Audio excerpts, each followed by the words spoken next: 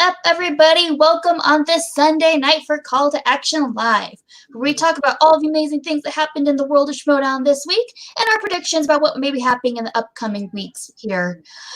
Joining me this evening, I have the amazing Alex Mack. How are you doing, Alex? Hi. Yes, I love you guys. I just want to say so much love to the fam, to the Action Army fam, and the generals and everyone. Oh, just want to say, you're gonna make me cry. Love you. Love you. And then down in the corner, we have him. We have the PLD. Paul, how are you doing? I'm all right myself. How are you doing? I'm doing okay. Good. Happy to have everybody here. Thankful for some support. It's got a good show going ahead. I'm excited. So let's do it. Okay, awesome. And then down below me, I have the amazing Danielle. Danielle, how are you? Hello, everybody. I'm doing good. Happy Sunday, y'all. Yay! Sunday fun day. Monday fun days. Thank you all for joining us this evening. We love you guys, and we appreciate you being here for us. We're going to talk about some awesome stuff, starting with an exhibition match that finally went public to everybody, and I am excited to hear you guys talk about it. Not going to lie, I haven't watched it yet, but I know what happens. I'm going to let these wonderful people kind of tell you about how awesome it was. I was really excited about this exhibition match being put out into the public because when I saw this one, this was the first the first online match that they did, right? For the exhibition matches? Yeah. Yes. Mm-hmm. And I had so much fun watching this match. I was very iffy about how they would handle these matches being online in this type of format. We've seen it played out in the fan leagues before and all of that stuff. So it was really interesting to see how they would incorporate this type of environment for the Schmodown since all of this stuff has started to happen. And I got to tell y'all, I had a lot of fun watching this match. This was a great match to watch. Even if there wasn't the studio element involved inside of it, that was so much fun to watch. I had a great time watching this match. Well, it certainly added to the idea that we get a match we don't get to see. And that's the one thing about the exhibition matches that give us that we don't get to see often. We get the 4 champions playing in a match. And I thought it was very interesting how they did they match up the wheel. They had some Inner Geekdom, some Star Wars Life to make it kind of even. Because, obviously Smets and Damon aren't going to be able to compete. Well, I shouldn't say aren't going to be able to, but are going to be at a disadvantage when competing against people like Merle and Roka and regular straight-on singles. And if they went the other way, the same thing. I mean, Merle's going to go into IG eventually. Roka says he can play Star Wars, but it's better to have a good mix and see where we all are. Made for an interesting match. I enjoyed it quite a bit. Yeah, no, I totally agree. Watching these, I mean, these are some of the best champions we've ever had in all of Schmodown. And they clearly, whether they being singles champions, IG, teams, obviously, they're all champions and amazing in so many different ways. So it was really interesting to see them really collide together. Obviously, going into it, Kevin Smets in particular had a real disadvantage, really because all the questions were focused on both IG as well as not IG. And just general gameplay. Same thing with Alex Damon, because Alex Damon mostly does Star Wars and hasn't really dipped his toe in that same sort of thing. So yeah, totally. So it's so going into it, I can't imagine Christian being like, hey, you that doesn't watch anything outside of anything IG, want to play against the champion? I would feel awful. I would be like, are you kidding me? Just make a complete idiot out of myself on camera just for funsies. If it was for with potential to lead to something, I'd be like, no. But you know what? Kudos to them, and everyone did fantastic. So, yes. Yeah, Alex Damon did a great job. He did a great job. My gosh, yeah. I was actually impressed with everybody. Everybody stood up very well. There's nobody that kind of made a fool of themselves. And really fun because Alex Damon, for this whole new wheel thing that they're not doing anymore, we're going to talk about Star Wars match later, but we got the new wheel for the Star Wars match. But they've been doing this whole thing with the wheel where they're drawing numbers that I was actually kind of a fan of. I know that I heard Christian say something somewhere that it's a lot of work for Mark Ellis to have to do to kind of rearrange the numbers a particular order after someone draws their first one. But for Alex Damon to get Star Wars in second round was a lot of fun to kind of see. And then he went perfect for that whole second round. Kevin Smith spun next and got MCU. Didn't want to risk it with anything else that was on there, so I think it was very smart for Kevin to get MCU. Only had to go to multiple choice once. Got all of his questions right. John Roca spinning sports. And that was pretty interesting to see. He did get one question wrong, but no one picked it up. And it was a question about the goon. And I can't remember exactly the whole thing about the question, but I thought it was Sean Michael Scott. Yeah, I thought it was Sean Michael Scott also, or whatever. Lee Schreiber. I got that one right. I was like, call me a champion, guys. I know. And everyone else got it wrong because everyone thought it was the same answer as Roca. So no one picked up any points there. And then Dan Merle spinning 2000s and missing a question, and everyone else getting that question right. Picked up those points for everyone else in that. So this was such a fun match to watch. I will say, going back quickly to the idea of how they did the round two or whatever, I know Christian said something to the effect of that the reason why they didn't want to do it that way for the real life matches or whatever is because they think that it would be a way to accuse people of cheating, that Mark Ellis could technically throw it some way or throw it which way. I mean, not that Mark Ellis would. I don't see anybody who would really question Mark Ellis's who dare question Mark Ellis? Right? I would like it myself. Personally, I think it was a great way to do it. But what are you going to say? Like, I mean, I liked it, but they wanted to get more flashy as well. I think part of it probably was a visual thing more than anything else. It doesn't look professional, so to speak. I mean, like I said, they do it in the fan leagues that way. I mean, it seems like it's not a very professional way to do it. So probably with Skybound or maybe that's something that they're involved with as well. Who knows? I mean, but it works enough, especially for the exhibition match. That's for sure. Yeah. No joke. Going into it, though, again, each of them, it was very surprising to see that considering Alex just started getting into IG, it feels like so recent. So it's kind of crazy how far it's kind of happened. But at the same time, he really proved that he is in it to win it. He is studying like nobody's business now more than ever. I mean, there's a lot of opportunity too.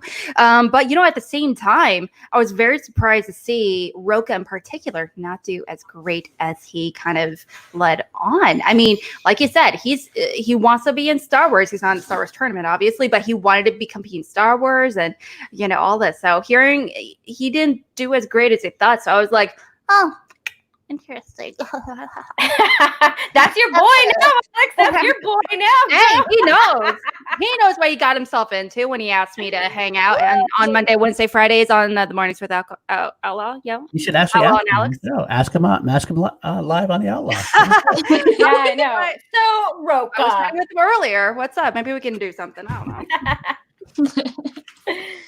Yep. This match aired, was it originally 4 weeks ago, 5 weeks ago now? Yeah, something like that. It was quite some time ago, but I was very glad that they did put this match out in public for everyone to see, not only because it's a great match to watch, but I think it really kind of showed off the Patreon format for these matches that they're doing in this way with StreamYard and all of that. Makes sense. Yeah. Do we know what the next exhibition match is? Because I know we got the tournaments coming now, but we're still having exhibition matches to air. Is it once a month now? Yes, it's back to once a month. So we're not going to have another one for a little bit, basically. I think so, and I'm not exactly sure what the next one is. I feel, and I could be very wrong about this, it's the Rocky match, but I think I'm wrong. That's when that originally ended in March. Yeah, so almost 4 weeks. Oh my gosh, it's already the end. Oh, longer than that. Oh my gosh, I was getting my months mixed up. Thank goodness for quarantine, right? But it is. It is already the end of May. Tomorrow's my birthday. What? What? I agree, PC. I agree. That's more people signing up for the Patreon. Yes, so you can watch these matches because they're so much fucking fun. That's true. I know. Because I love, for example, I don't want to talk about too much because it's not aired publicly. Like the Lord of the Rings match was phenomenal. It's my favorite match of the year. Hot take coming y'all's ways, but I honestly felt bad now because watching this, I'm like, this is amazing. All these competitors are phenomenal. But at the same time, I was just like, I got to a point where I was almost frustrated because I almost like I would leave for 10, 15 minutes and I'm like, yep, okay, same situation. Okay, no change. I felt like there was like, some of my favorite matches of all time, it's a roller coaster. Points go back and forth. There's that drama. Versus this one, there was no drama recently. Personally, I didn't feel like it was drama. It was just more like it's a matter of when this person wins, I guess, or not win. I don't want to. I definitely don't want to dive too much into it. I don't think that there's drama. I have somewhat of a feeling of what you're talking about with that, and I think that's just it happened, and it could have been bigger, but it wasn't. It wasn't even a thing really. So yeah. It was. But it was such a great match to watch it from beginning to end, and to sign up for the Patreon so you can go and watch this match because it's a fucking nail biter the entire time. Like it's. I can see where some people, and I haven't heard this from anyone. I have not seen a single person say that it was a boring match because there's no way that you could say that it's a boring match. But there's only one reason why I could think that anyone would call it a boring match in any type of way. But I loved this match. Oh my god. Not to mention, we have some new stars coming from that match. Our friend, the horror special coming in June, 80s, and actually coming in July. Did the movie release dates one get released yet, or the rom-com? No, not yet. Neither of those. Those are my two most anticipated at this point. I'm looking forward to the Bond one. Yes. Tim Franco, who's our guest on Chill tomorrow. I want to see Tim Franco. I want him to whoop some ass in that one, to be honest. Yes, I would love to see some Emma Fyffe whoop some ass as well. Some surprising ass, just to clarify. I have a bet going with Josh Esses from the Finstock Exchange podcast. That's why I have to really hope that Tim Franco comes through. So. Come on, Tim. Yeah. All right. Any final thoughts on that match? Are we ready to move on to some Star Wars? I'm always ready to move on to Star Wars. Congrats to Kevin Smets on winning the championship match because we didn't say who won it all, but it was Kevin. It was Kevin who won, and big shout out to him. He is the champion of champions, and that was a lot of fun to see. Y'all know me; I'm a big Smasher fan. So yeah, me too. Absolutely good stuff there.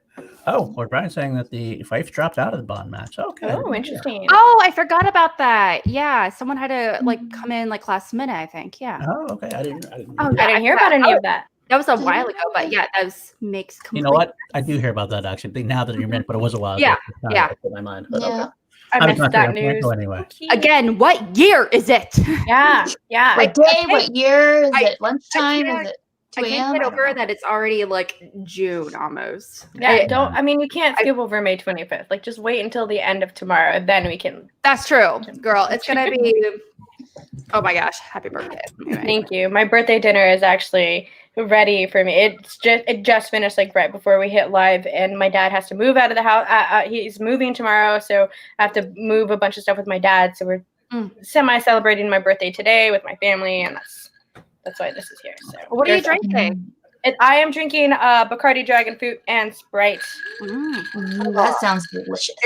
What's the flavor like? What does dragon fruit taste like? Is it tropically or fruity? Yeah, it's like a raspberry type of flavor-ish. That's the closest thing that I can think of to kind of say for it. Is it similar to the taste of a White Claw? You know what? Yeah, it might be something similar to a black cherry White Claw, actually. So crisp, so fresh. Thank you to everyone telling me happy birthday in the chat. Thanks, y'all. Absolutely. Early. White Claw, sponsor us. White Claw, sponsor us. Anyone should sponsor us. White Claw. It is only alcohol I have in my house. Oh, thank you so much to Sari and Malcolm in the chat. It's May 25th where they're at. So thank you so much for wishing me a happy birthday. That's true. Is it weird to think you're different ages in different parts of the world right now? Yeah. Time travel, right? Mm-hmm. From the future. In the year 2000. I love that. Me too. Yes. Okay. Who's up Star Wars?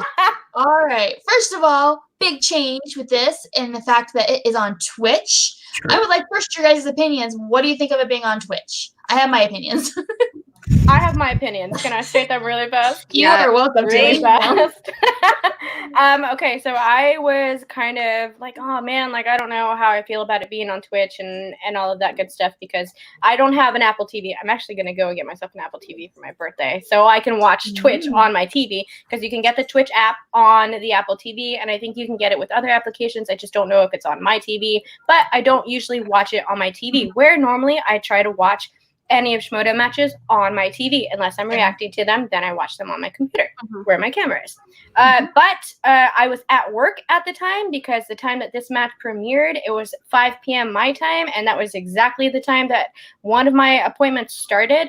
So I was with my client was like 5 minutes late. So I was sitting there trying to watch the match on Twitch like as I could. As soon as they left, I got on Twitch. I didn't have any problems with it, but I can't click out of the app on my phone. So that's the only other thing. If I do have to watch on my phone, if I'm not at home, I usually I have YouTube Premium, so I just get out of it and I can just listen to it on my headphones and all of that good stuff. So I'm already used to that format. But I really want to be supportive of the Schmoedown and all of their ventures with Skybound, and I know that that's part of the reason why they're doing this Twitch switchover. And I use Twitch. I've already been on Twitch. I'm already familiar with the format and stuff like that. It's still free. It's not anything crazy that you have to do. I loved that SCN episode where like all you have to do is fucking click on it, and that was so much fun to watch because it's true. So I at first was like, I don't think I'm going to like this. And then I watched the match on Twitch and I was like, this is totally fine. I have no problems with this. I'm cool. Yeah, I would say that I'm an old man. I'm not a big fan of Twitch in general. Just in general, I don't know what I'm doing on there. I click on there. I'm like, what the frick is going on? But I didn't watch it live, so that might have something to do with it. But when I watched the after show, I had no problem with it at all. I clicked on it, it was good. It was fine.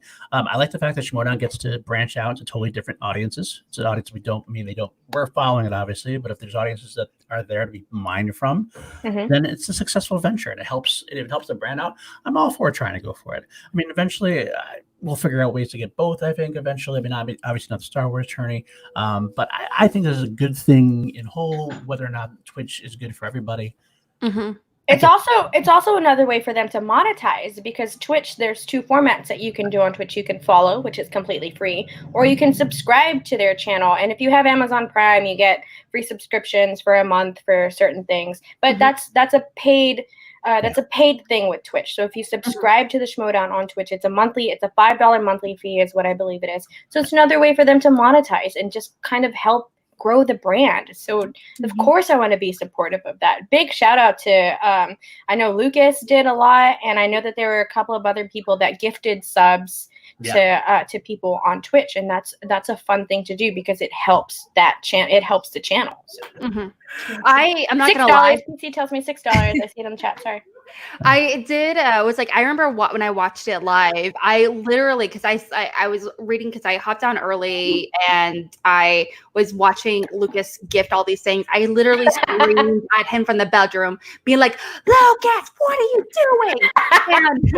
And I was just like, "What are you doing? You're gifting everyone all this stuff. What is this?" Because I didn't understand what it was, and because I've only was up until then I was just on Twitch for like Video Drew, a little bit of Ben Goddard, and a handful of other people. But I didn't realize, but I haven't really seen a lot of like the gifting of the tiers before, and so that was kind of cool. But once, thank you. I knew that there was someone else. Thank you.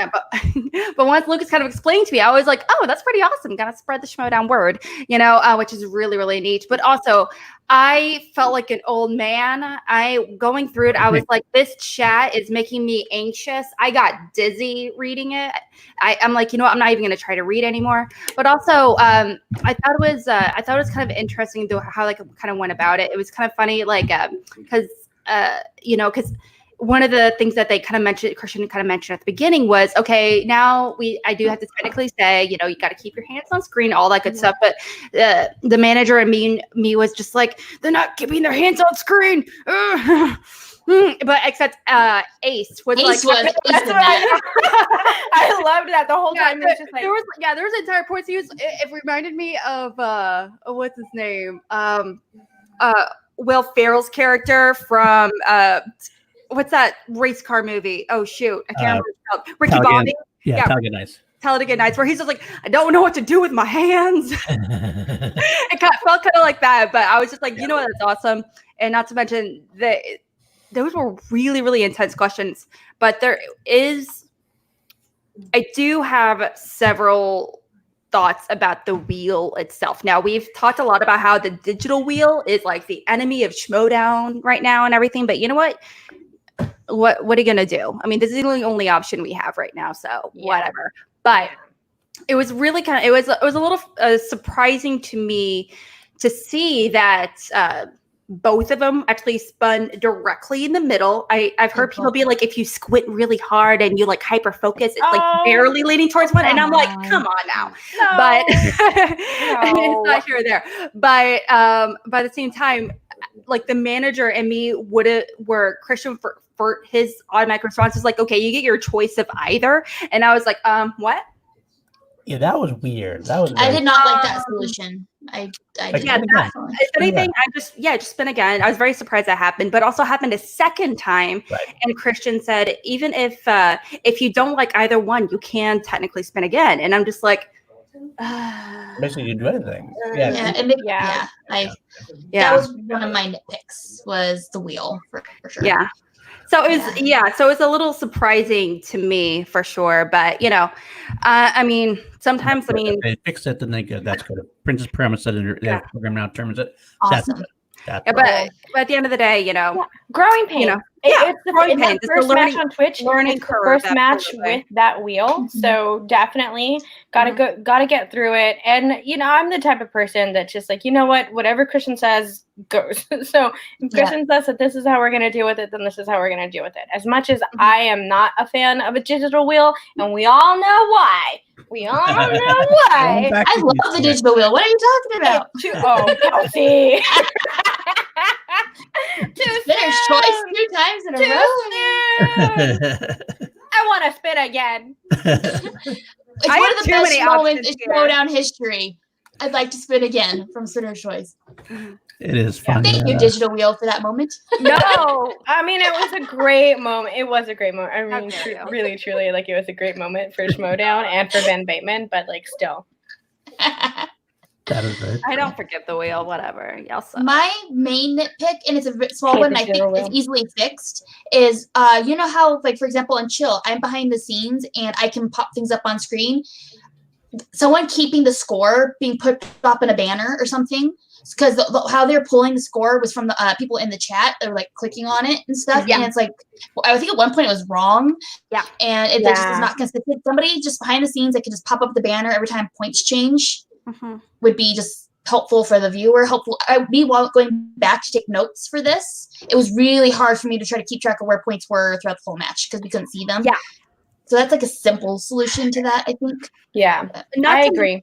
I'm willing to give this digital wheel a shot. Let's see what happens next time through. I mean, because like it's not a program. Let's see what happens. And I mean, I don't know. If you're not going to go with the Mark Ellis picking the numbers route, you can't have a real wheel. Then what else are you going to do?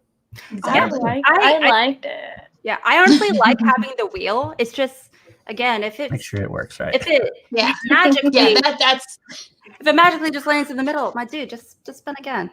Just But I can see where that can one you want. This is I just feel like I can see where that could be a problem because imagine if it happened 2 more times where it spins in the middle. But if that is so. The chances of that happening is so small, and so is it? No, it is. Is it? Yeah, absolutely. It always. So out of like so many of the matches, not only you've seen in Schmodown, and sure, it does happen once in a blue moon, but the percentages, the likeliness of that happening, is like not even 2%. Statistically speaking. So, I mean, depending on how many slices there are, because the more it was 100% in the match, though. It was 100% in the match. Even making both of them spun in the middle, and it just makes it look like and seem like that there's a potential for all of that to happen. Yeah. So cut that middleman out with timing, especially because it's live. It's a live show, so you have to worry about timing. That match was already at an hour and 41 minutes. That's how long that match was on Twitch. So just cut those losses. They learned from their mistakes about that wheel. So I understand it's basically like they both got Spinner's Choice in a way, because they got to choose from which side of the slice that they want to go to. So I get it that they did it, that they changed that concept, because maybe they practiced it a whole bunch of times and found out that it did spin in the middle a whole bunch of times. So we're like, fuck it, we'll just let them pick from either side of the wheel from it. Okay. Just to save on time. So but now they changed it. Now they have a new wheel. There's all of that other stuff. So let's see what happens. We'll see what happens. Hopefully it's addressed. I mean, Zeke said it earlier in the chat. I saw it's just Christian making decisions on the spot because it's a live match. You can't really take the time to really do much else. He's got to make a quick decision. And he has said it before that he doesn't like making quick decisions like that because he tends to do the wrong thing. He said that a few times. That's why I don't like it. I don't like these live matches on Twitch, to be completely honest. I love the energy and everything it provides, absolutely. But if it's gonna make if it's gonna make Mark, Christian, everyone behind the scenes have that much anxiety going into it, not only that, I mean, having things like a scorecard. Like you said, we're pulling the scores from the chats and everything. It really kind of dampens the experience a little bit for me. But I also know they were trying to incorporate, the fans, coming at the very end, which I appreciate that, but what's the cost though? It felt like the quality, this was the match where they were experimenting, trying something new, and it was the first one, so there are going to be a few hiccups, absolutely. And next match, it's going to be 10 times better.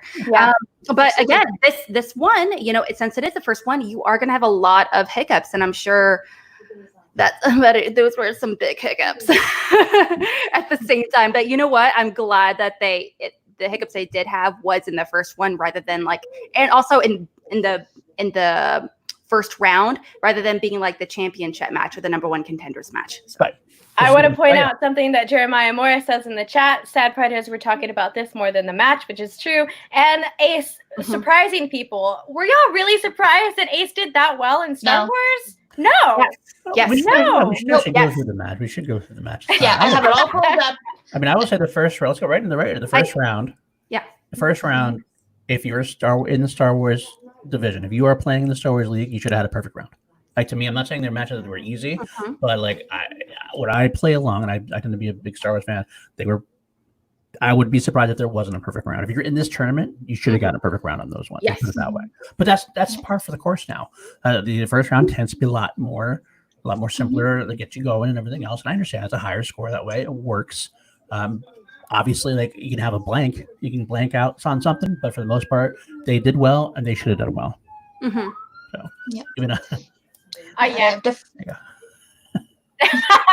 Of course they did, Jeremiah. I did not get all the questions right. I don't even remember. Yeah, I did well. I don't remember I don't think I got them all right. I didn't think I did well though. I think I had 8 or 9. Yeah. So that's true.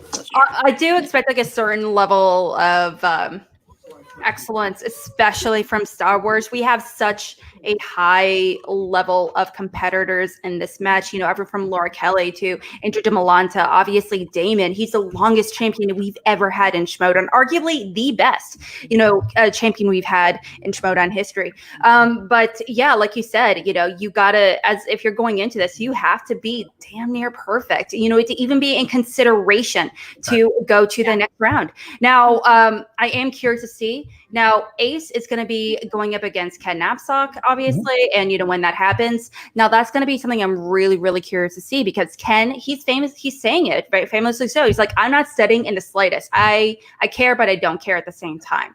I'm excited to play this match, but at the same time, if it's going to cost me time to do it, that's just the way it is. He's basically said, I mean, he's basically come out and said that, he's doing it because Christian asked him to, pretty much. He's like, exactly.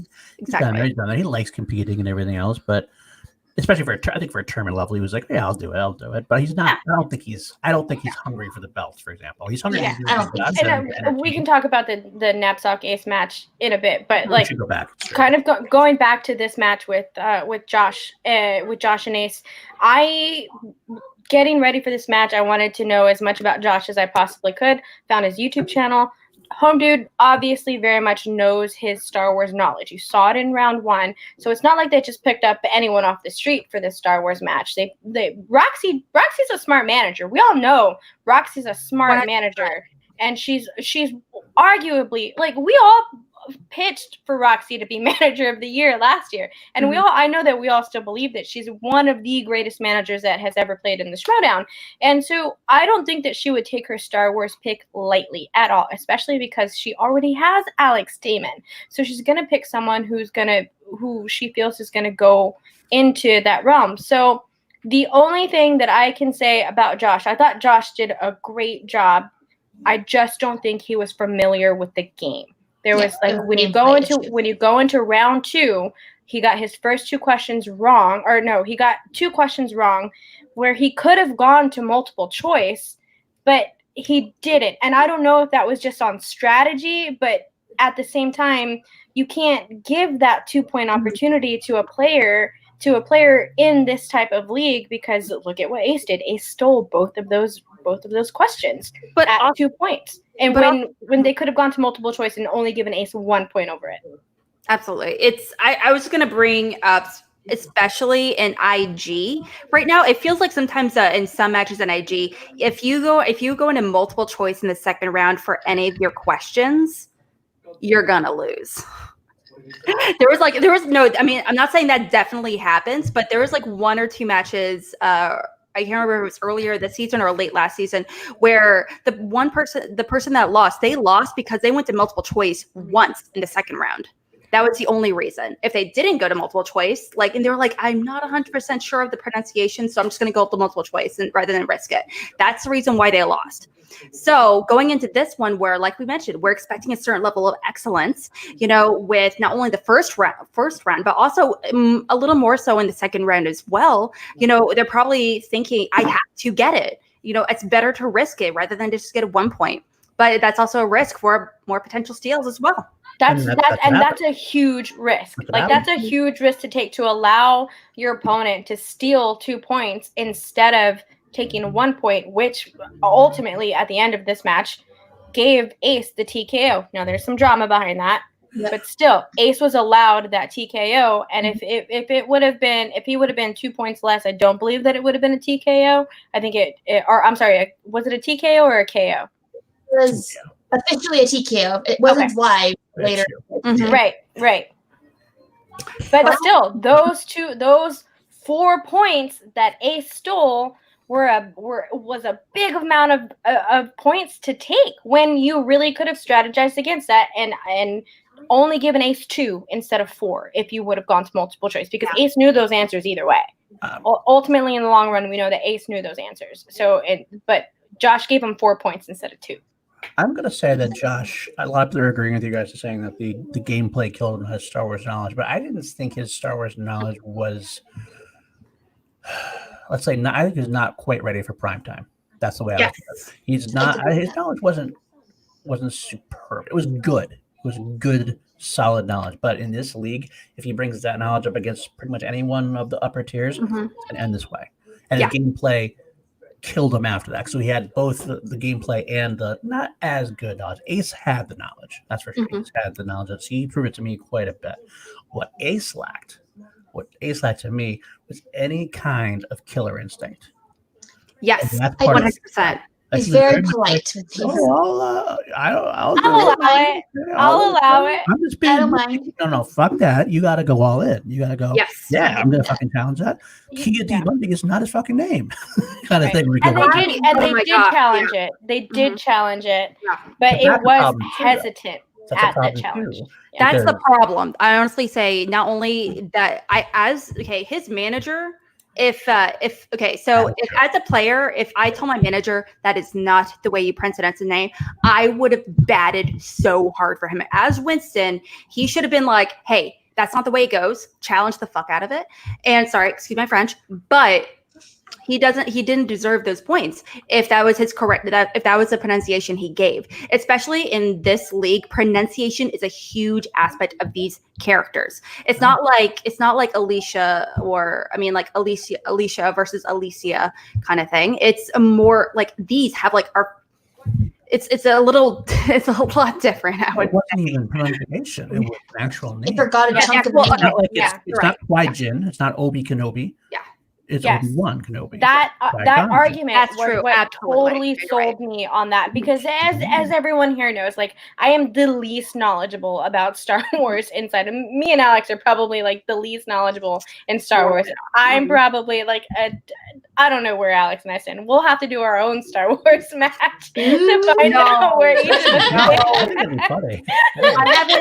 I haven't Paul will seen make any a of the Star question. Wars movies since like college. Okay, I don't then remember I'm if I saw probably this a little bit more prequel. knowledgeable in Star Wars. But Wait. even at that, when that argument came up about the name, that's really where it was like, okay, this totally makes sense.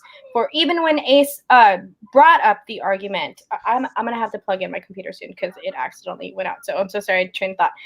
Even when Ace brought up the challenge on it, I was like, okay, well, yeah, that kind of makes sense. And then when it was pointed out later, I can't remember who said it anywhere, and I wish that I could give this person this credit, but they gave that example. It's like it's not Qui Jin, it's Right. Qui-Gon Jinn. Right. Yeah. So that was where I was like, okay, yeah, I totally dig this. So The other problem with it, and I don't know, this is a unique situation, is Winston comes in to make his challenge, and he doesn't challenge he challenges that Josh didn't get the timing. Yeah. And that was already like, I don't know why he was even bothering to challenge that. That didn't seem to be off to me at all, but whatever. Regardless, if he makes that challenge and that's overruled, but then he gets another challenge right away. Yes. Yeah. And Ace did go for the challenge at that point. He said, "Can I do that?" I don't. But it was the way he did it was very soft. Yeah, he even said, he's like, I don't know, should I challenge? That was his mindset going into it, which I was a little surprised about. His low-key has been involved with Schmoedown for a while. He's been involved with its community for, definitely quite a chunk of time. People forget how long he's actively been involved in the community for, since like 2 or 3, I want to say. It's kind of crazy. But even though he hasn't really been on camera all that much. But knowing that, I'm very surprised that he didn't have a much more, I hate to say cutthroat, but at the same time, I'm surprised his kind of casual attitude surrounding this match, if that makes sense. Also with Winston, he's just like, dude, I'm here to win. Like, the ins or buts about it. We're here to win, and I was very surprised that Winston didn't jump in, being much more cutthroat on his behalf, because he too was pretty casual. But I'm kind of wondering, with being online and everything, obviously in a completely different environment, very different energy. People I wonder if that's really gonna. I wonder if it won't feel as real, and therefore we don't have to be as cutthroat, because remember, like when Ben Bateman, he made that challenge against Elba versus Alba, he was like, in his face.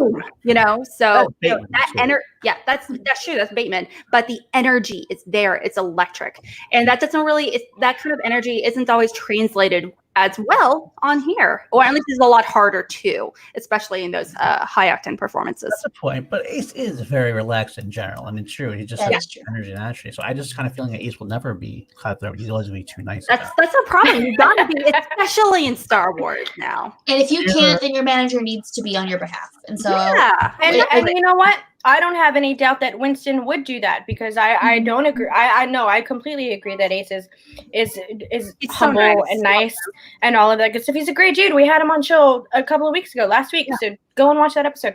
And I think Winston is a great manager. I really do have a lot of faith in Winston. And hold on, wait. That's true. The wording of the challenges are also something you have to take into consideration as well. Not only not only about that. I'm sorry, I brought that up for a reason. I brought that up because I was saying that, like, that's part of the issue with what you were talking about before with the environment also. If Winston comes on the screen, he's had to come on the screen to make this, like, it's almost like it's not automatically almost a challenge. But do you have to say I challenge? Do you have to come to the screen? Oh, I challenge, or is there something behind the scenes they can go, I'm challenging, that you bring them up on the screen? It seemed kind of confusing to me a little bit in a way. I don't know if there's an official way to do it or not, but that is true too, because Winston, I've been bringing up again, Winston didn't actually officially say challenge. He just he interjected first. But to me, it was a kind of a confusing set of events. There should be more of like a set, like behind the scenes, you say, I challenge, or I want to challenge, and you can, or can I come on and get at least bring them on and say, okay, this is what I'm thinking is, and then Christian go, okay, do you want this to be a challenge? And then they can make it You know what I mean? You know what I'm saying? I don't know. Mhm. Sunshine, get that smile out of here. I also want to mention, like, you know, a lot of times when people issue challenges, it's not always for what we expect them to be. Sometimes, like I played in a match recently where, you know, I was like, I knew I wanted to challenge it, but at the same time, I didn't word it in the right way, where I was challenging this, but I didn't say it exact right way. So, you know, not only what you challenge, and when you challenge it, but also the wording of what specifically you're challenging. You have to be able to recognize it very quickly. You can think to yourself, hey, something's not right. You can't just be like, yo, Harloff, something's not right, challenge. Right.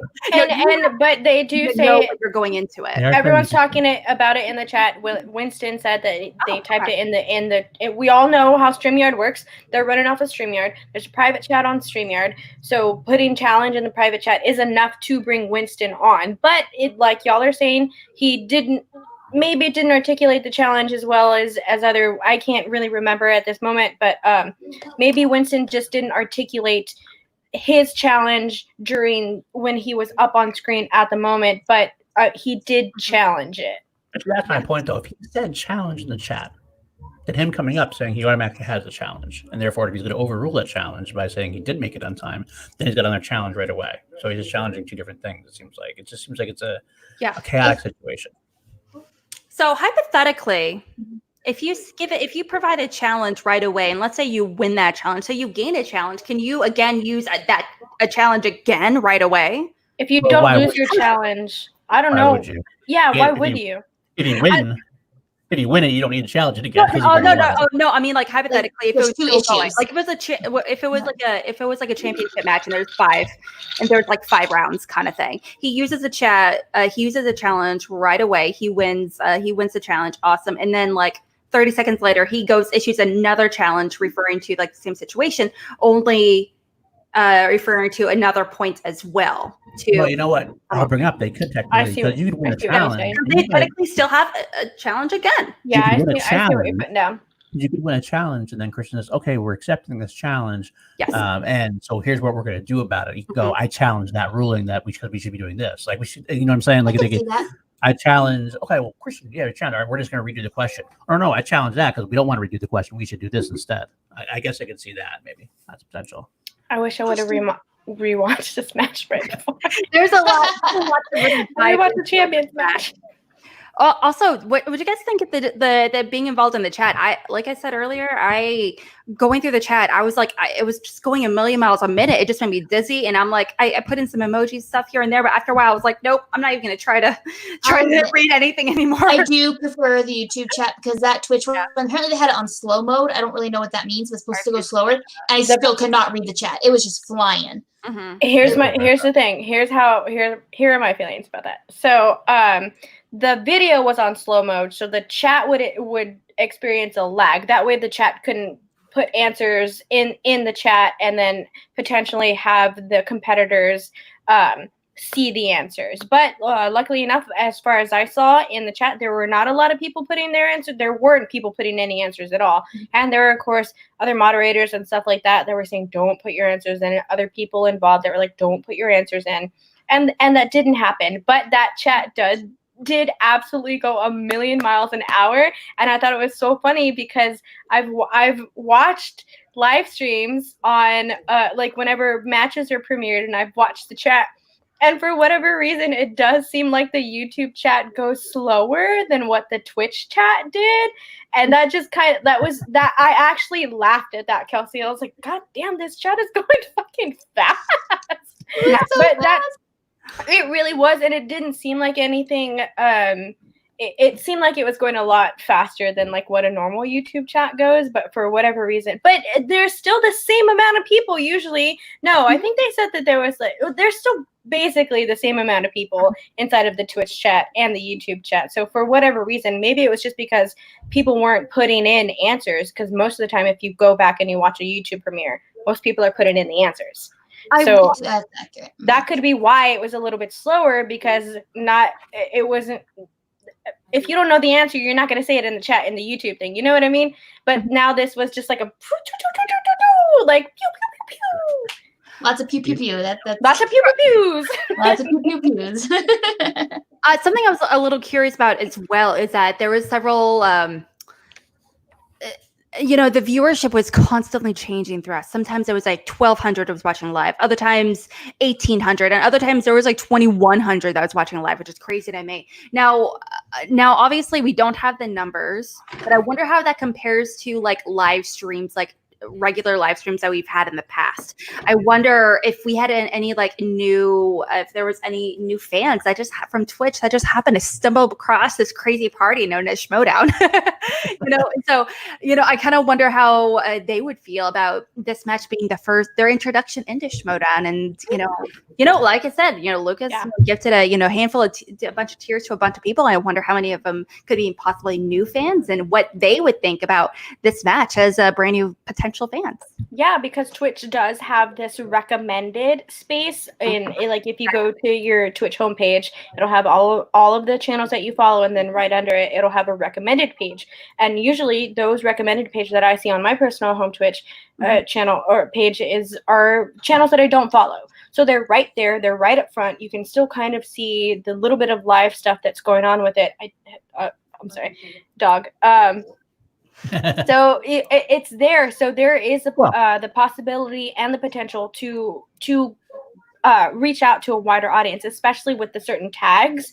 So if someone clicks on a specific tag, then you get a full list of people who are live at that moment with that specific tag. So if they used a Star Wars tag, which Star Wars Battlefront is also a big game that people play on Twitch. Small game. None of people know about. A lot of people don't know about that game, right? But some people play it on Twitch. Some people do. Like one or two. But. So if you have that tag on it, and there are people who are just kind of browsing through whoever's live, just so happen to stumble upon it, catch this, even though it's not in the same format that we are all used to seeing, like studio play.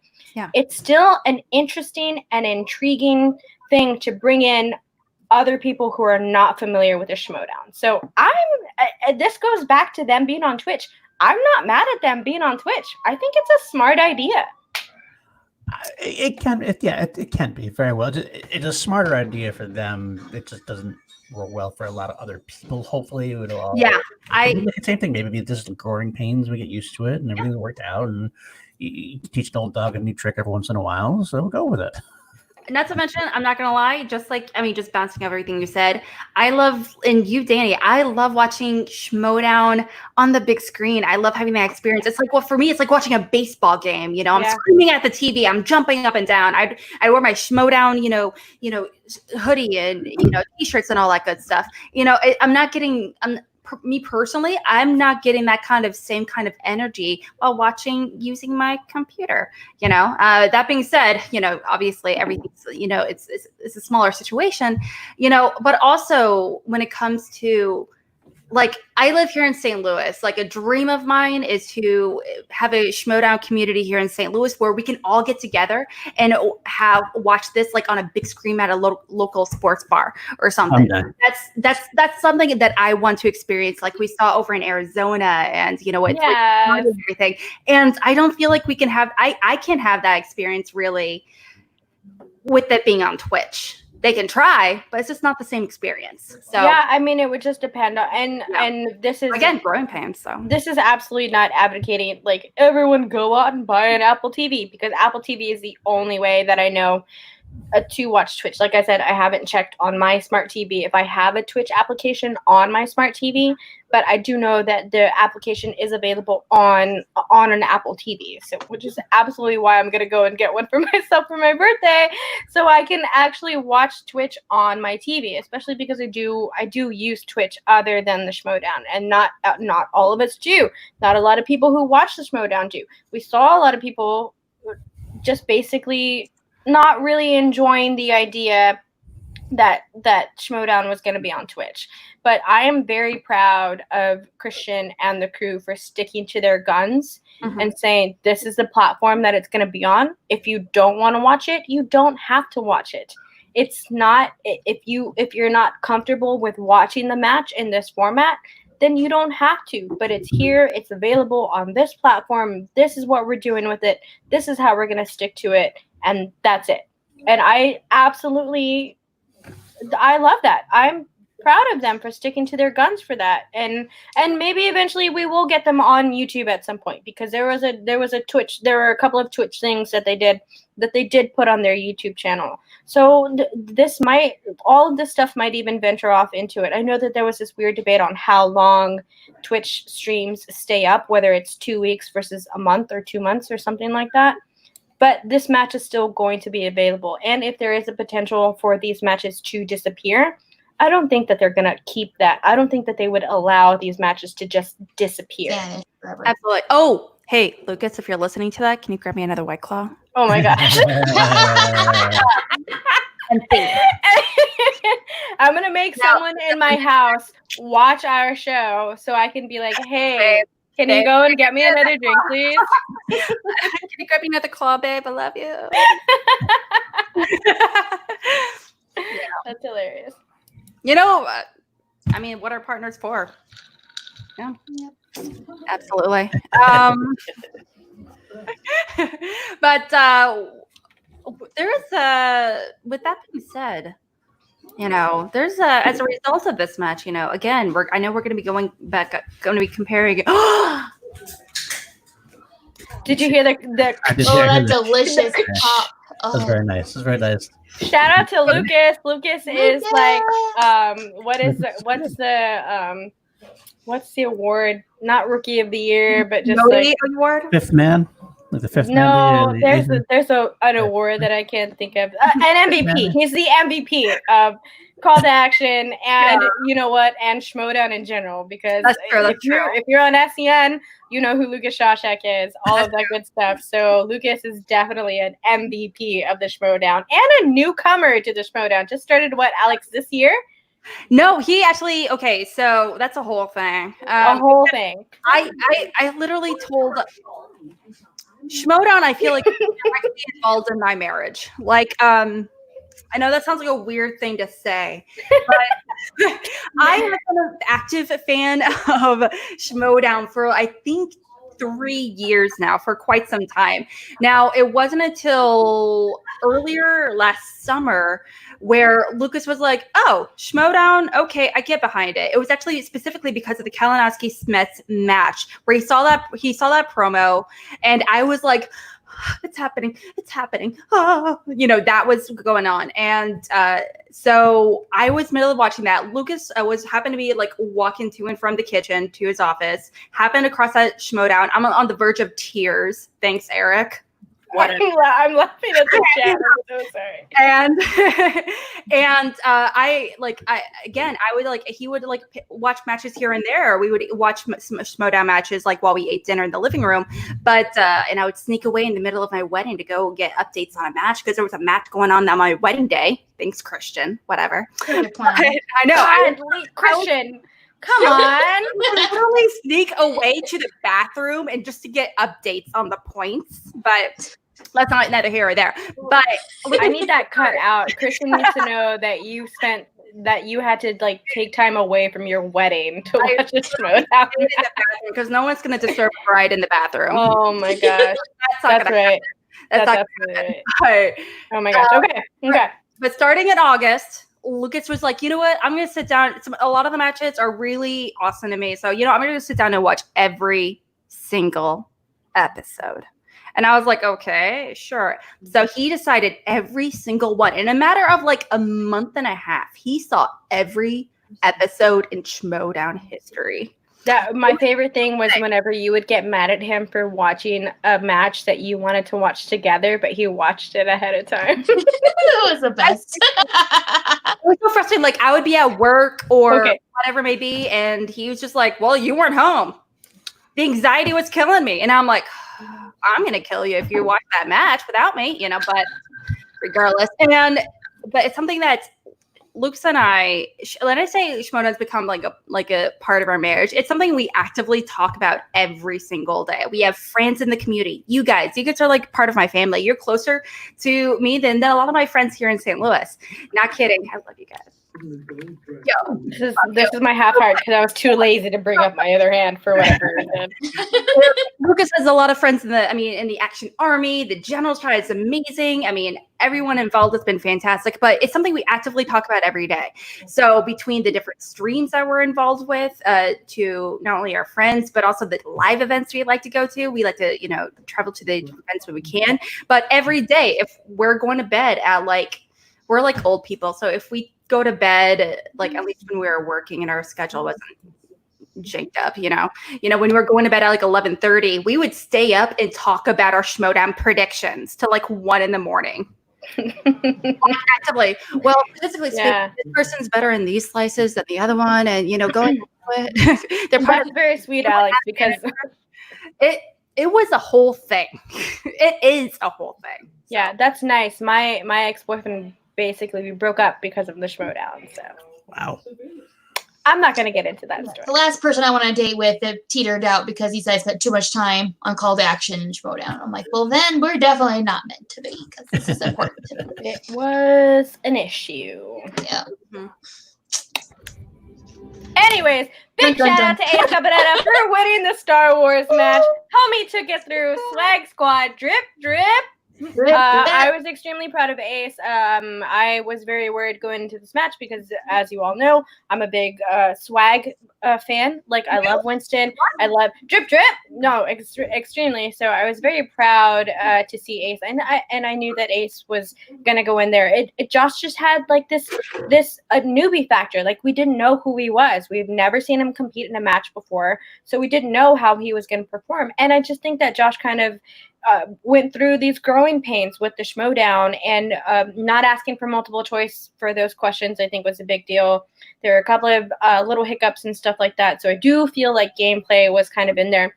Paul said that he does feel like the knowledge wasn't there. Like I said, I don't have as much Star Wars knowledge as Paul does, so I can't say on that. But what I can say is what I saw as a Schmodown match, and I think that there was a lot of gameplay faults that Josh had. But that's not going to take away anything from Ace, because Ace had a nearly perfect round, a nearly perfect match. So you can't take any of that away from Ace, because I think he's going to do well. And let's talk about this Ace and Ken match, because this is going to be I was just about to say the Padawan versus the Master, and I don't even know if those are the right terms for it. But that's Master and Padawan, yeah. Yeah. So right, mentee to the Master. The Padawan is the mentee rather than the Master. Correct. Okay. The Padawan versus the Master. Yeah. That one. So this is going to be pretty interesting, especially because of everything that we all said earlier. Ken just not, and I know that I saw it and heard it somewhere, and I can't really exactly remember where, but Ken was like, I'm just basically in this because Christian wants me to be back in. And as much as anyone wants to say anything against that, I still think it's fun to have Ken in a Star Wars tournament. It's important to have Ken in a Star Wars tournament. Ken has a base knowledge that will work and get him through very far. I mean, and we got a really fucking great Star Wars promo out of it. It was one of the best promos. Arguably one of the best promos we've ever had. But let's face it, at the end of the day, Ken, he is one of the if we had to put together a list of top 10 Schmodown personalities, he would definitely be the conversation of the top 10. I don't know about being number one, because that's all about personal opinion, but he's definitely would be in the conversation at the top 10 because he's so unforgettable and no one else is like him, and he's so good in his promos, and he's funny and wonderful. So yes, yeah, I'm super excited for that match, and that promo I think is a great way to build up to it. It was hilarious. It was amazing. I am so interested to see how that match goes between the two of them, because we have such a fresh face with Ace, and then Ken, we don't. He says he doesn't study. That's just the thing. But he also just fairly recently wrote a book on the subject. So, we know he looked into things for that. No, I mean, he has a base knowledge. That's what it comes down to. Sometimes in the Schmodown, you can live enough off of base knowledge. Not usually as much in the Star Wars universe. But Ken has base knowledge that's so great that I think he can coast for a little bit. I don't think Ken's ever going to win the championship again. I think that's well past his ability at this point. But he'll challenge. I honestly think he can. I still think he can. From what I saw from Ace, Ace was great. I do think Ken could still take Ace. I still Yeah. feel I would not be surprised either way what happens. I wouldn't be surprised either way as well. I think Ace is fully capable of beating Ken, but I also feel like Ken, if he plays the way we've seen him play before, could definitely be Ace. If he has gotten rusty and things like that, maybe he's at a little bit of disadvantage, but I don't think so. He regularly watches the movies. He does the Force Center. Yes. Has his guts down there. And the thing is also, he's good at the game.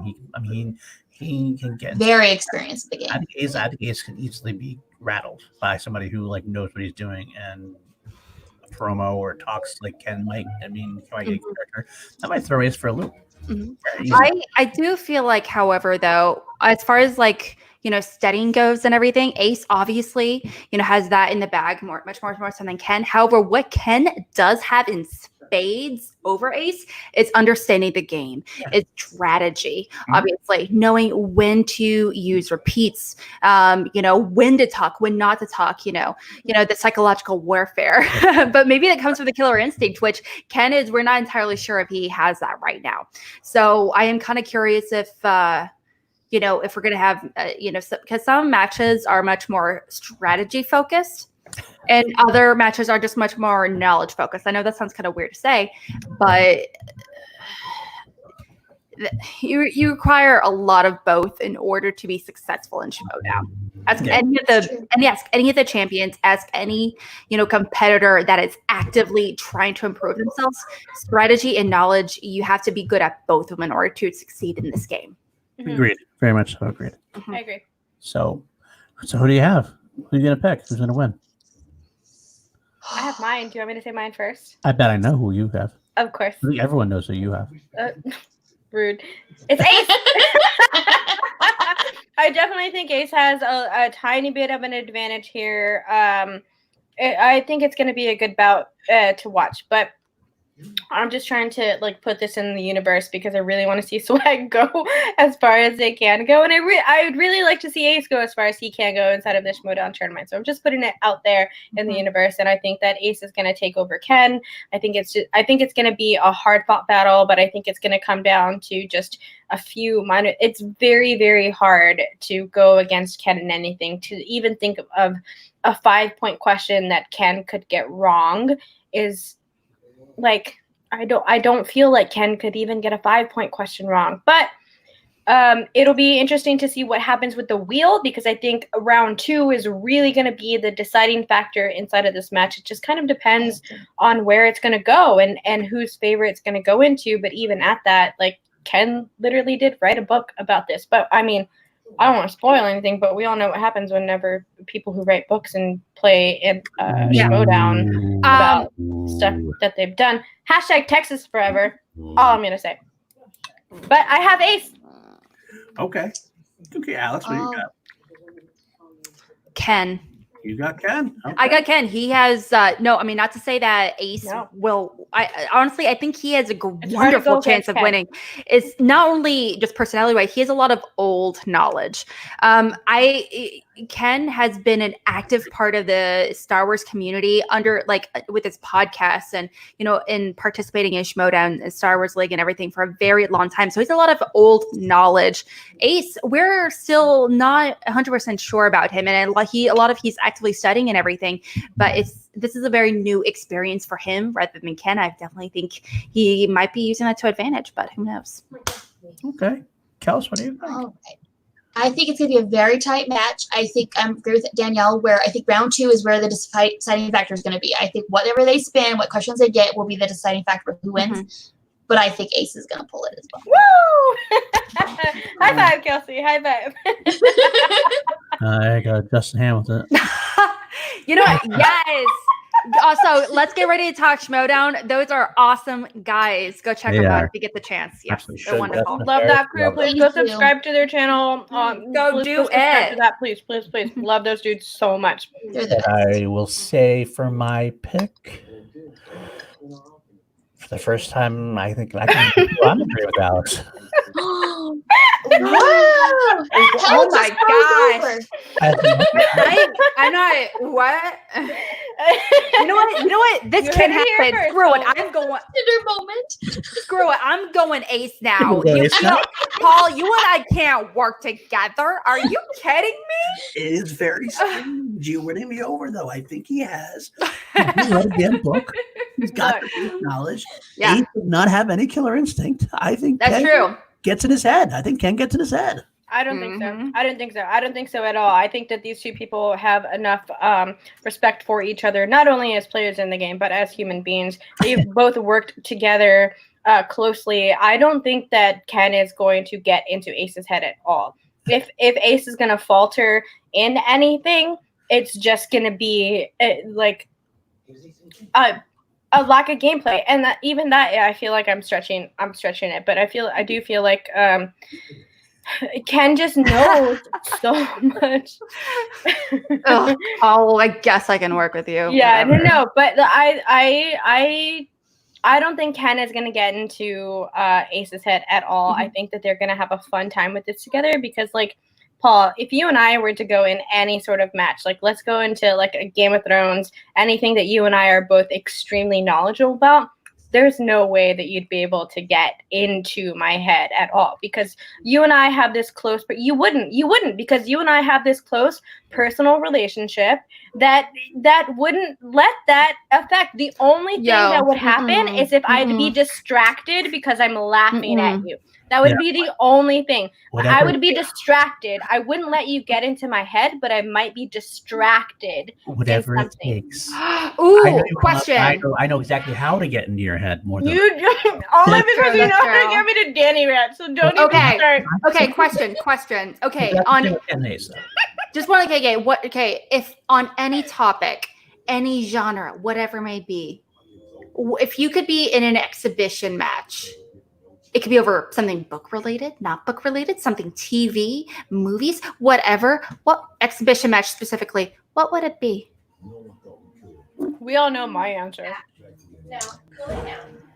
Would it be on Queen knowledge in your case? On Queen music? It could be. I think honestly, when you asked me that, my first thought was V because it's such a niche category that no one else would be able to beat me in it because no one else would have any knowledge in it.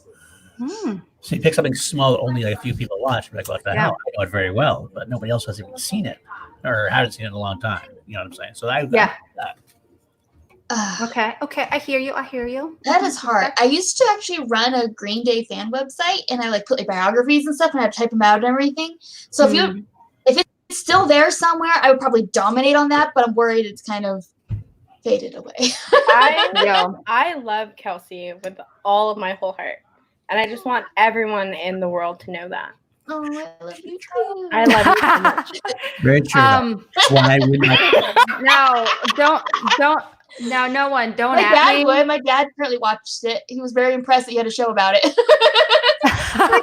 Malcolm, my boy. Yes. Figure it out, Malcolm. I love Malcolm. Cheers to Malcolm, man. Malcolm has been like low key a real hero.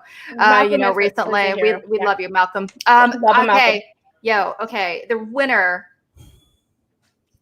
I would have to choose mine would be the Twilight movies.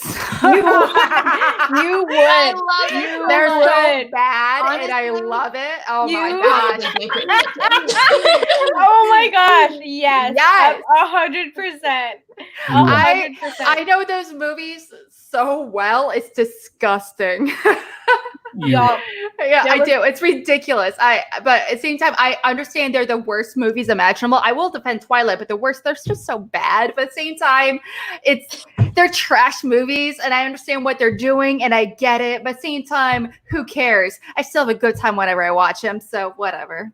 So Alex, Kelsey, and I did a reaction, and YA came up as a wheel category, and these two ladies fucking dominated on that, and I completely Oh my gosh, I just learned what that is. I don't know what that is. I don't think I know what that is. Can I explain what that is? I don't want to. I can't. Don't. It's gross. Do it off screen. I know. Do it off screen. No. I don't know. Yeah, tell me later. we had a donation recently from a Mr. Lucas Shashek. Oh Lord. there have been many great promos lately, and then the Hitman, whatever, also put a video out. On another note, We were getting there. Have you ever been on a conversation with the four of us? We were gonna get there I eventually. know. Come It's on. almost like I want to change the topic. Whatever. Smart idea. Anyways. Smart idea. Anyways, great Star Wars match. I'm super excited to see the rest of the Star Wars stuff. A big shout out to the Call to Action crew for being so supportive with an idea that I have coming out for the Call to Action channel, the Schmodown Speakeasy, where I make a drink. And I've already made my first drink, and it's blue milk. It's an alcoholic blue milk. So hopefully I will be able to get that video out sometime this week. And it sounds good. It's pretty good. Yeah. It's pretty good. Yes. So So It's wonderful. we did have a lot of promos. We did have a lot of so promos. many promos. So many promos, and they Oh my were gosh. all fire. Like the managers this season have just like brought the promo level to a new high that I don't know how future generations of Schmodown will ever be able to compete. They will, I'm sure, but right now, can't even imagine that. Oh my gosh. Shannon. Shan. Oh, Shannon's just a goddess. She really is, isn't she?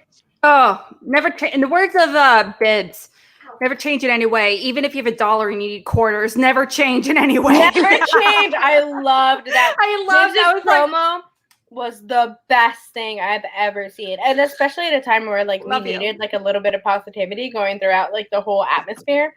Bibbs' promo came at like such a wonderfully perfect time that it was like so good, and everything that he said was amazing. I love that man. God bless that man. I will say. Oh yes. I will say. I have to loved say one thing. It might be not a popular thing, but I'm going to say anyway.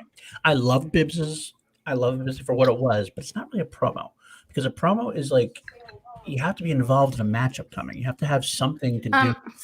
I mean, a faction's got to be upcoming or something like that. And Bibbs just did it for the hell of it. It was cool. It was funny. Challenge that. Challenge.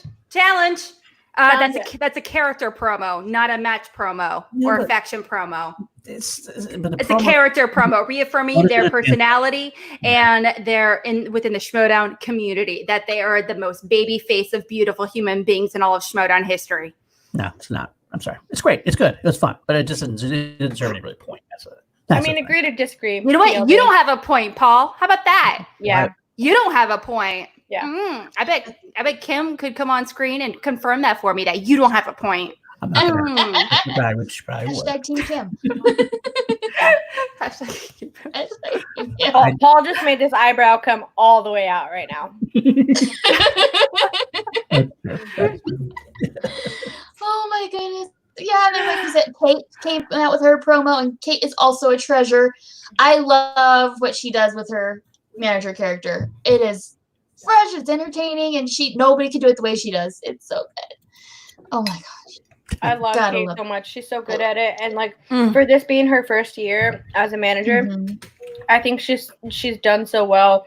And I don't feel like she's being like coached in any sort of Yeah. way to be a manager. I genuinely feel like that's just Kate being Kate. And I mean, most of us here who are Schmodown fans are also people who watch SEN. There are definitely people who watch Schmodown who do not watch SEN, and vice versa. But to see Kate on these platforms and to see her like who she is, like actually on SEN, and if you are an SEN patron, $10 an app, you get the Kate and Brett playdate. And it's so much fun to watch them because their banter with each other is so great. It's so wonderful. It's a lovely, lovely friendship that I genuinely enjoy. And I love watching that show. It's the highlight of my week every single time that I get to watch it because it just brings so much positivity to my day. And it makes me feel good. Like it's where I get a chance to just kind of relax and just listen to these two extremely funny people. It's one of my favorite things ever. So please go and subscribe to the Patreon, to the SEN Patreon for that one reason, because it's so good. But Kate, in her own self, like Kate was one of our first major videos on this channel. When we had Kate on Chill, that like the views on Kate's Chill episode were astronomical. And that just goes to show how much of a wonderful person that Kate is. and to see her transition over to this manager and this character, because we know Kate, we've seen Kate in all of these things, but to see her be this personality inside of the Schmodown and have this character inside of the Schmodown has been so much fun, because we've all bought into it. We all see it, like the Dan manager and stuff like that with her fucking fanny pack and that fucking Boston accent, whatever it is. It's so fucking great. It's Chicago. Is it Chicago? I can't even remember. Chicago. It's supposed to be not Chicago. okay. It's not real. I read it as someone from St. Louis. I don't read that as Chicago at all. I would just say it's more of a Minnesota accent thing. I think that's the because fun part up about in it, Minnesota, you know what we like. We like this and we like that. You know, we're all about. We love.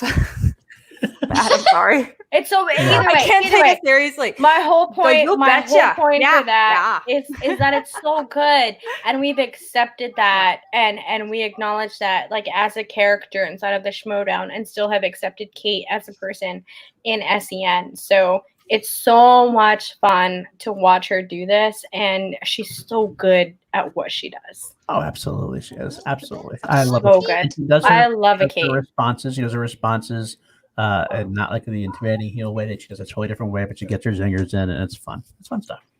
I do want to mention we had a few donations very recently. Thank you guys for doing that. Kelsey, would you read this very insulting Streamlabs from a Mr. Jerry Morris, the one right below his name? Oh my gosh. Says, much So love, problematic. all except Alex, who doesn't show up and is thinking of a free-for-all and won't make Star Wars its own category. Almost as bad as Ben, almost. Whoa, Morris put you in the Whoa. same category as Bateman? That's a big insult. Whatever. That's such a compliment, Alex. Take that as a compliment. Same category as Ben Bateman, the greatest showdown player of all time. Well, if you Such put it a like good- that way, I'm not hearing that right. I got my headphones are not working because I did not know. I'll let that go. Wow, Paul. Who Wow, let that Paul. guy in here? Way to leave me hanging, Paul. That's Uh, fine. I'm just gonna sit here and eat my potatoes. What's that? We had another one from Shug. Danny, would you want to read that one real quick? Shuggy. Okay, let me just. I don't know if I see it. Hold on. Oh, it's it's in the private chat. Is it the much love? No, wait. No, the I see one it. after that. I see it. I just want to say how much I love you guys. Oh, love you, Shuggy. ELD, Kelsey, Danny, and Alex, you lovely people are why I love the Schmodown so much and are an inspiration to me, Justin, and Faras. Go subscribe to their channel now, y'all. Love That's on them. me. They're That's really on great. Love Not to mention them. they have Part of like really good episodes. They're clearly Super insightful. Yes. Very great. They're super good dudes. Thank you for being awesome. Also, love Jake, Lucas, Danny, and everyone else from Shug. And I'm sure they're talking about Nat and Dylan. I said Nate. I don't know why I said Nate. Nat and Dylan as well, a part of the Call to Action crew. Love you all so much. Wow. Shuggy! Love you, boo. Thank you so much. Yeah, do it for Really Shug. appreciate Do it that. for Shug. Yeah, you too, Josh. We're okay, Josh. Yeah, Josh, you're okay. Thanks, Josh. You did miss one out, so there's one from Josh, Justin Hamilton, that was in there. I saw. He says, "Hey, can you all talk to Hannah about coming on our fan-made podcast?" No, we Yo, do not we have don't those associate connections anymore. with that. Sorry. Mm. You're gonna have to find that Hitman inbox that he put on his Twitter. Yeah. Yeah. Go and hit that up because apparently we don't have a fucking. We can't get a hold of Hannah anymore. So Yeah. Who is he? Oh, man. Who? Man? I don't man, The Nut Man. I don't know. He must be so forgettable. Nothing rings to the noggin at all. You know. I just don't know. What a Oh weenie. no. Yeah, I don't know who he is.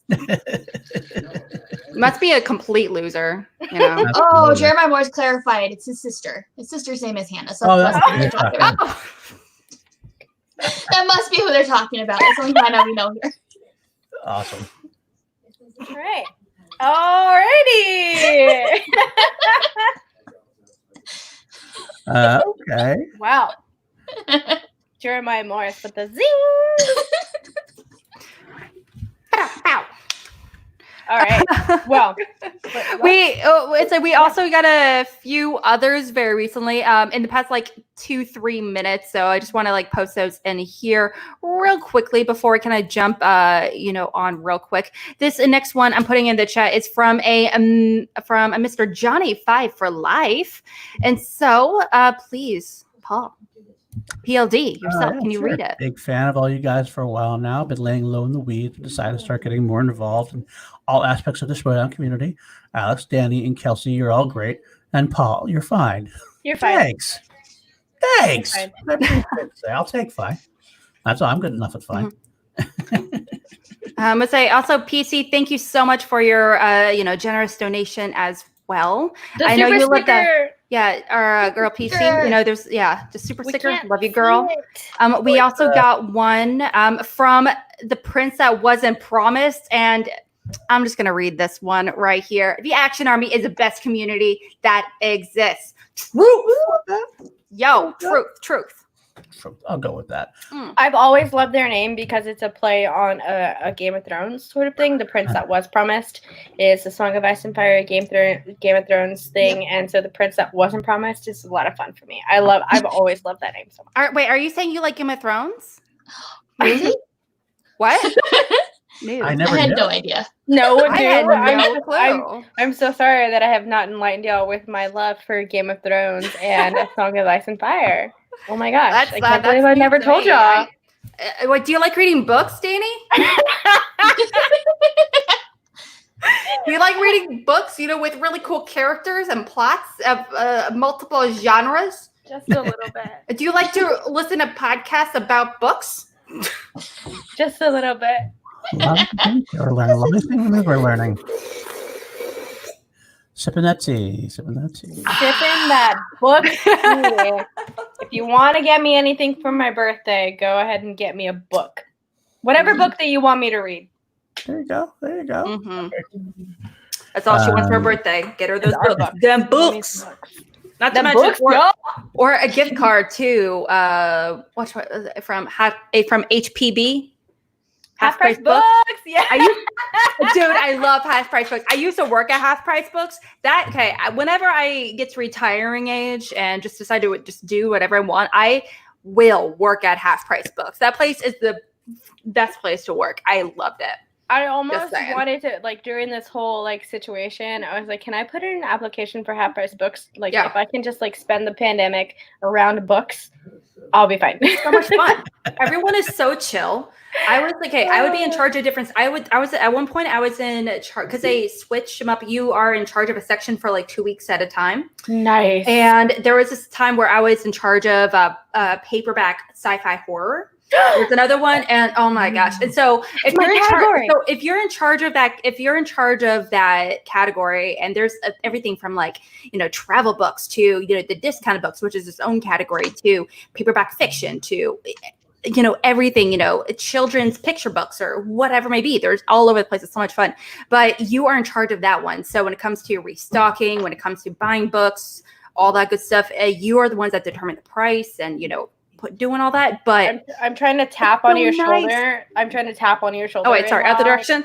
Yeah, I'm trying to tap on your shoulder because Lucas in the chat is saying I have a massive stack of books that I have been wanting to bring into HPB for the last 3 months. Yeah. I will pay for shipping to send. I don't know if you want these. These are literally books that are they're D&D and Warhammer focused. I mean, maybe. I don't know if you want these books, my dude. Send me some pictures of those and then we'll talk. They are gaming books like that are expensive, so I'm not gonna lie, but all right, this accidentally sorry, I apologize. We've really this accidentally turned into a Danny book stream. This Danny rant went on for way too long, so sorry about that. I apologize. Yes, I apologize as well. Sorry. Let's talk about Star Wars. Star Wars. Wait, what is that MC Chris song? Chris and I spy and Mandalorian. The war is over and a piece of Mandalorian. That song. Remember that? I don't know. MC Chris has a song that says because I'm Boba the Fett. My backpacks got jets. I did hear that. Yeah, that was pretty fun. I need to hear that song. Yeah, we'll have to Google that after this. I'm chilling in deep space. My There you mask is over my face. That's that. I live in a crime cell, never my eyes, and a time I like to waste. Get down. Oh my god, I need to hear that. It's a great song. Right? I'm sorry. This is Please, not someone karaoke. send that I to me. apologize. Slide that into my DMs, please and thank you. It's on freestyle. It's Vet's Vet by MC Chris. I promise. It's on Spotify. If that was I'm freestyle, sorry. I apologize. right now. If that song was available though on Twitch Sings, that song would be hugely popular though. Just There you saying. go. I want to do Twitch Jose things. Breakers as MC Chris. Again, I apologize. Off topic. Anyway. I'm sorry. What else we got? We got one more match we can talk about coming up. We got the other Star Wars match. We got with our boy Sean Sully versus Laura Kelly. The Zach. Saint. What are we talking about? What are we thinking about for that? That match is so hard for me because I love Laura Kelly. I think she's super knowledgeable. I had a great time. She was on Ladies Night one night, and she's an awesome person. I love her podcast. Mm-hmm. Sean is like one of the best human beings I've ever met in my entire life, and I love hanging out with him. He's family. So this is so hard. I feel like Sean's confidence level is higher than higher. So I think that he will probably. I feel like he could beat Laura. I think he could. I don't think. Oh, this is. I'm going with Sean. Paul. It's hard. I'm going Sean. I have a gut feeling that it's going to be an upset. I mean, I know I've been talking a lot to Sean, so maybe I'm biased. So I've been talking a lot to Sean. He was on last week, of course, and talking about Star Wars stuff. It just seems like he's ready. His first match he had, he played, and it was very last minute that he played. He wasn't prepared at all, and he had the first round was a little bit rough for him, but he getting used to the game. Once he kind of got going, it really picked up for him. I just think that he might shock the world. I think Laura is favored to win, and rightfully so. She performed very admirably against Alex Bateman. Oh my gosh, down to 1 point. Jesus. I do think that she does kind of question herself. I don't know if I don't know if she's confident. I mean, she did just win some big trivia match somewhere. I read that somewhere. She won some big trivia match, but I think Sean wants it more. I think Sean wants this specific. I think Laura wants trivia. I think Sean likes Schmodown, which might make a difference as far as gameplay goes. I can see that. So I do love Laura. I think she's got a great bit. I think she's super smart. I got Sean. I'm so sorry to just like barge in here as soon as I come back, but like I absolutely loved what Sean said on the show last week about there are three different types of on call about the three different types of Schmodown players: the people who are there for the Schmodown, the people that are there for the trivia, and the people that are there for both. I can't remember exactly the way that he broke it down at this moment, but the way that he broke that down was like almost kind of like a mind-blowing moment for me, because like that genuinely makes sense. It really truly does make sense. So to hear that coming from someone who was not only a fan but is now also a competitor in the league, kind of broke it down in a very specific way. And I think that having that type of mindset allows you to understand the different types of players that there are in the league. And I completely agree with you, Paul. I think Laura really knows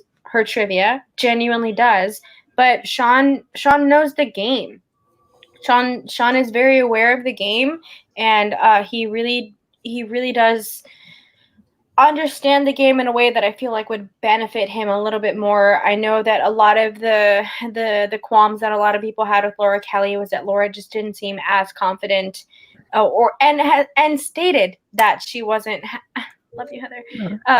Wasn't confident going into her match against Damon, and that definitely kind of put a burden on her shoulders in a way, because I don't know if Laura watches any shows, reads any chats, reads any comments or anything like that. But after saying something like that, there's no doubt that there's going to be a plethora of comments and statements about how she doesn't seem confident. And all of that ties into how someone could potentially go inside of a match.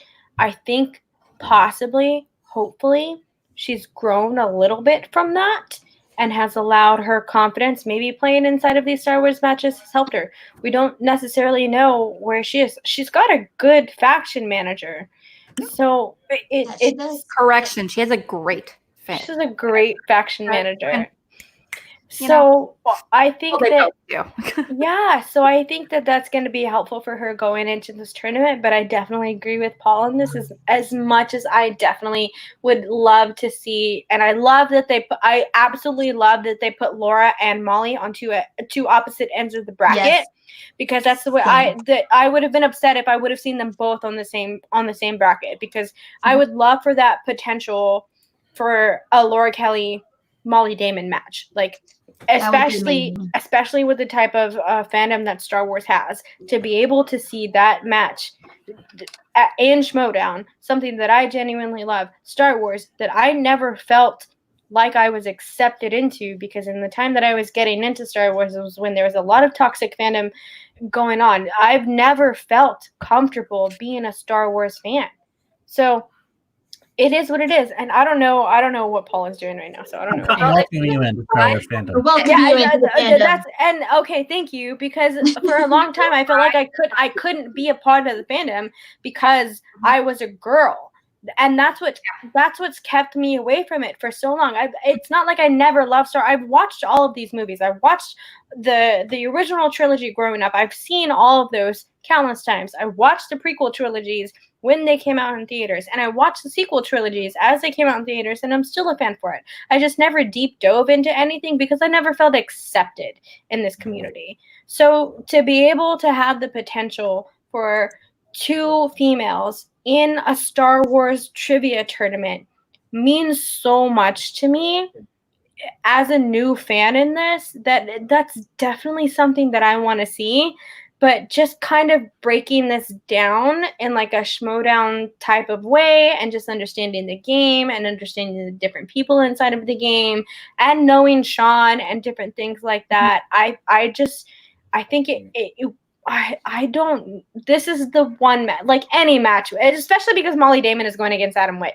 So these matches like have me so like, blah, blah, blah. So I just. Yeah, exactly. Like, no, yes, you heard it. You heard it. I didn't get that. No, you heard it.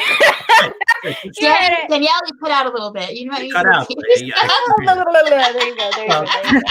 There, you're welcome. But I think potentially this is going to be a great match to watch. I'm very, very, very much looking forward to the Sullivan Kelly match, because I'm going to be happy either way that it goes. Because I'm going to be happy if Laura Kelly gets the opportunity to face either Ken Napzok or Ace Caponetta, and I'm going to be happy to see Sean completely go, because I adore Sean, and I want to see Sean take this. Shut up. I would love to see Sean completely take this as far as he can take it, because I have faith in Sean. And imagine if we get like a Sean Napzok match. Yo, that would be so much fun. So this match has me super confused, but I do feel like Sean might have an upper leg on this. We'll work on that, Robert. We'll work on that. Shut your mouth. No. Okay, I have to say, these are obviously two incredibly talented performers, these competitors. Now, they're represented by two very amazing managers, first-time managers as well, going into the season, obviously.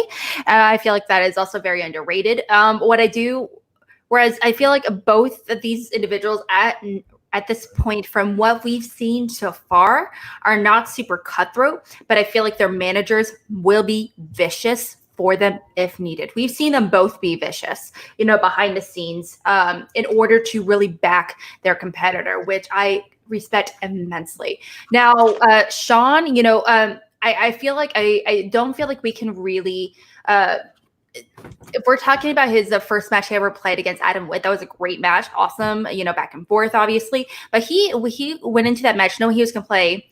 He was going to be in the match, but he found out the day of, so he wasn't adequately prepped. From what I remember, his manager wasn't there because she didn't know either, and so we can't really hold that against him. And thankfully, he won, and he did well in this tournament. But that's not something we can really hold against him now.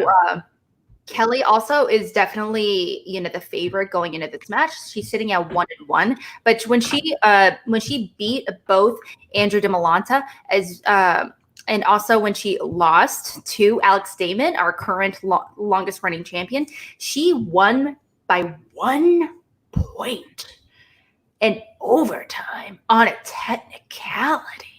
And that was such a great match when she played against. That was such a good match. Remember, it was down to the way he worded the number or something. It was like how fast did this ship go or something along those lines. Anyway, but also when she lost in overtime to Alex Damon at Spectacular.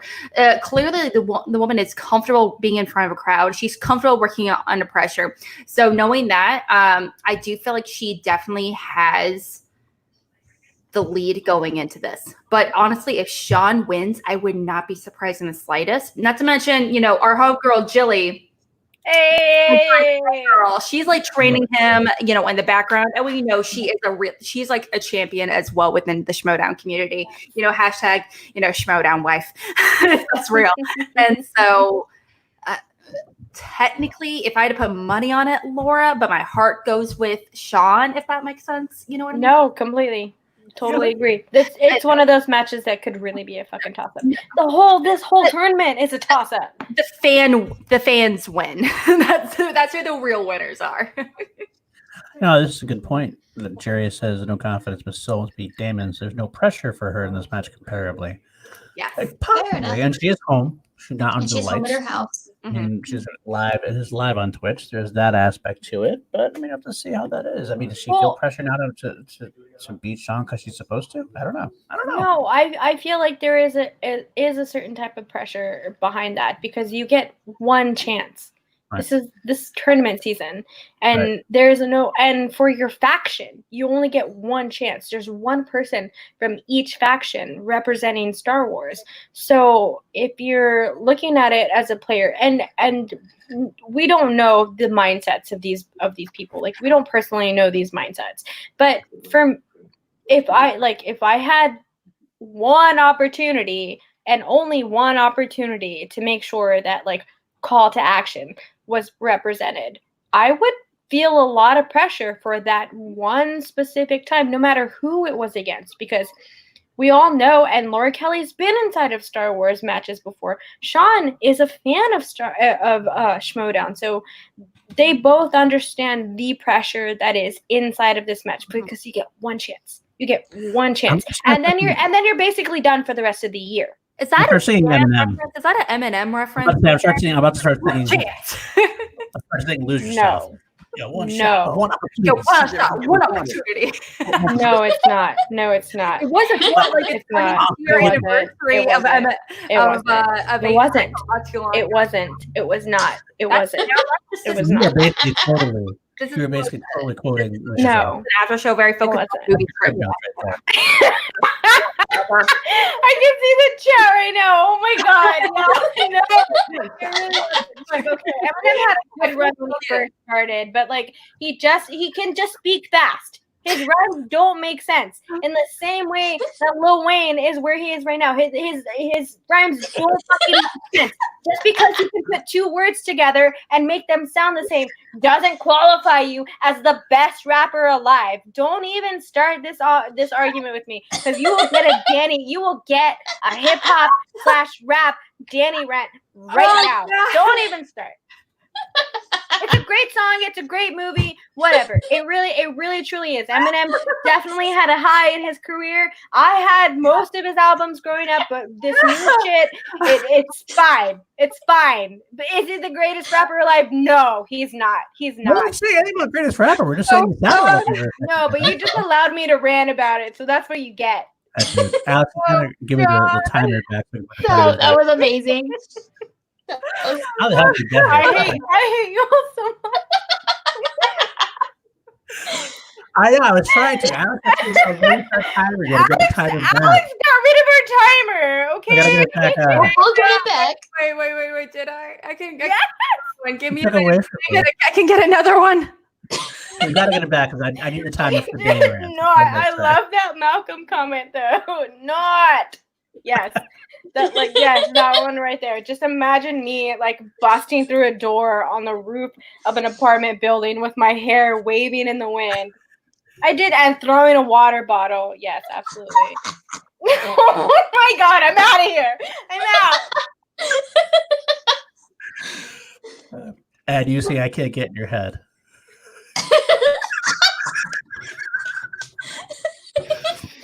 Just then. Why is it just me now? Oh, I don't know what's happening. I was just trying to take me off the screen. I don't know what happened. All right. Well, thanks, Dan. Wow. I'm flattered that you're That's what putting I on get there. for messing with the buttons. That's why I don't mess with the buttons usually, y'all, because of that. There we go. Timer. Got the pick. All right. Oh Great. my gosh. Welcome to Call Live on the Call to Action Network. I am Perfect. sorry for allowing a Danny rant to completely get away from this. It is what it is. It happens. It happens. Okay. Yeah, I feel like we should check our Streamlabs. We do have a couple more Streamlabs. Hopefully the time to do that. Recently, I posted them in the private chat. One is from a Mr. Shug. Again. Sugar. Ow. She says, I have the best story ever to tell about when I met Danny at Spectacular that I Oh my want to God. tell. But all my Schmodown knowledge I learned from coming and watching your show. C2A has taught me everything about the Schmodown. I love you guys. And we love you, Shug. Dude. Love We you, love you. Shug. Love I you, want to hear this Shuggy. story. I want to hear I this story. Yeah, now want we're to hear this story too. Does So you Danielle started remember this sharing. story? The Shug's podcast, taking notes, and we're like, so that's how they do this? Okay. Yeah. Yes, Love 100%. We're gonna steal everything. Yeah. And this stream now we got was from Brandy. And she says, love you guys. A great generous donation from Brandy. Brandy, we love you as well. Thank Love you. of Brandy so much. Love you, girl. Thank you. You guys are all the best. We love you. Love you all. Yes. And we see a couple new people in the chat too. Thank you for coming, stopping by. We Yes. appreciate the Thank you. support as always. So, okay. Mhm. All right. Any final thoughts on promos and everything? Or are we ready to talk about, I guess, what's coming up on the channel this next week? Anything else? All right. I guess that's where we're going. So we are going to talk about Call to the Network, where we talk about all the awesome things that are happening in Schmodown on our channel this week. Starting with tomorrow, Danielle, PLD, what's happening on Chill tomorrow? On Chilled Action, we have the Tank. Tim, the Tank Franco, going to stop by, and I'm really excited to talk to him about a lot of different things, especially the upcoming Bond match, as well as maybe potentially being in a singles tournament down the line. Very, very underrated player. He hasn't had a chance to play much, but the guy knows his stuff. I know that much. Every time he has played, he's shown that he is championship material. So I'm excited to talk to this guy.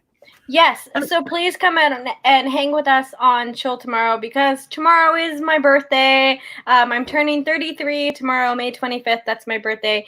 So if anyone wants to come in and just give me a quick little happy birthday, that would completely make my weekend. This has been a very stressful weekend for me. So if anyone wants to come in and just give me a quick shout out, I would absolutely love that and adore that. Thank you so much. And make sure that you like, comment, and subscribe on all of our videos and stuff like that and support the channel because that's what I want you to do for my birthday. I want you to support this channel. So. The challenge. Give her a nice MM quote in the chat. We'll love it, and she'll love it. I'm sorry, I'm messing with my hair. It was feeling All weird at right. one point. And I've been trying, but at the same time, right now, I look ridiculous. I feel like what is this going on right now? I feel like a very different version of Princess Leia. Like how big these arms feels right now. That's why I wear these small headphones so I don't have to pull a Leia. Well, those to me hurt. They hurt my ears. After like 5 minutes, I'm like, oh, this is the worst. I can't do this. So what I do is I completely so there's usually bumpers on most little headphones. I have to always take off all of the bumpers. So there's no bumper. I don't want to show you like my earwax on it, but there are no bumpers on any of my headphones because those bumpers are usually what makes these types of headphones hurt in my ears. So I always take them off. I've never tried that. I never thought about that. That's brilliant. Take the bumpers out because it feels comfortable. I don't feel these ears at all. I'm a lot used to my iPhone headphones and stuff like that. But whenever I take bumpers out of anything like these, it usually works well for me. I have tiny ears. I'm a tiny person. If anyone's met me in real life, you know how tiny I am. So. Very true. Very true. But you have the energy of someone that's 7 feet tall. That is also true. And the gusto. Come at me, bros, please. No one has split into my DMs yet. I pray for anyone that tries to fight you. I'm sorry. I feel that way. That's intensely true. Yeah, but I know where to pick my fights, and I know where I'm wrong in certain things, and I've always apologized. Yeah. Sometimes you got to stick to your guns, and that's a good thing. That's a great thing to have. Yeah. All right. And speaking of Monday, I think there's something else happening on Monday, isn't That's there? Right. That's very true. Tomorrow at Times is so hard for Alex. Time is hard. No, I'm trying to think of like because I remember it was like I'm trying to think of the time zones because I think of Central and I'm like, wait, because and then some people, everyone's all over the place right now. So anyway, I mean, like, Malcolm, for example, the dude lives in New Zealand. I mean, I can't imagine, how it is for him, time zoning it up like a mofo. It's fantastic. I was like, it begins at 7 Central. Sorry, not 7 Central, 7 Eastern. No, Pacific, 7 Pacific, that one. Are you sure? I think you're wrong on that because we go live at 8 Pacific. Oh, shoot. So, okay. What's in your time zone? What's it in your time zone? 5. I thought it was 5 o'clock Eastern. Sorry, not 5 o'clock Central though. 5 o'clock Central. Okay, it would mean 6 Eastern, which means 3 o'clock Pacific. I wanted to double check with my phone. Give me a minute. Time zones are hard, y'all. Okay. Thank you, Heather. I feel awful. I'm sorry. Give me a minute. Oh. Fudge. While Alex Alex is figuring it out, we just got a very large donation from Suge Knight in chat. No, wait. So it's hold on 1 second now. Okay, no, you know what? It's totally fine. Hold on, Alex. Hold on 1 second. This is for Danny for her birthday, and it's a big, large donation. So thank you, Suge, very much. We really, really do appreciate that. Thank you, Shuggy. You're just coming in hot right now. Love you so much, buddy. You're the best. We love you so much. Thank you. You make us cry.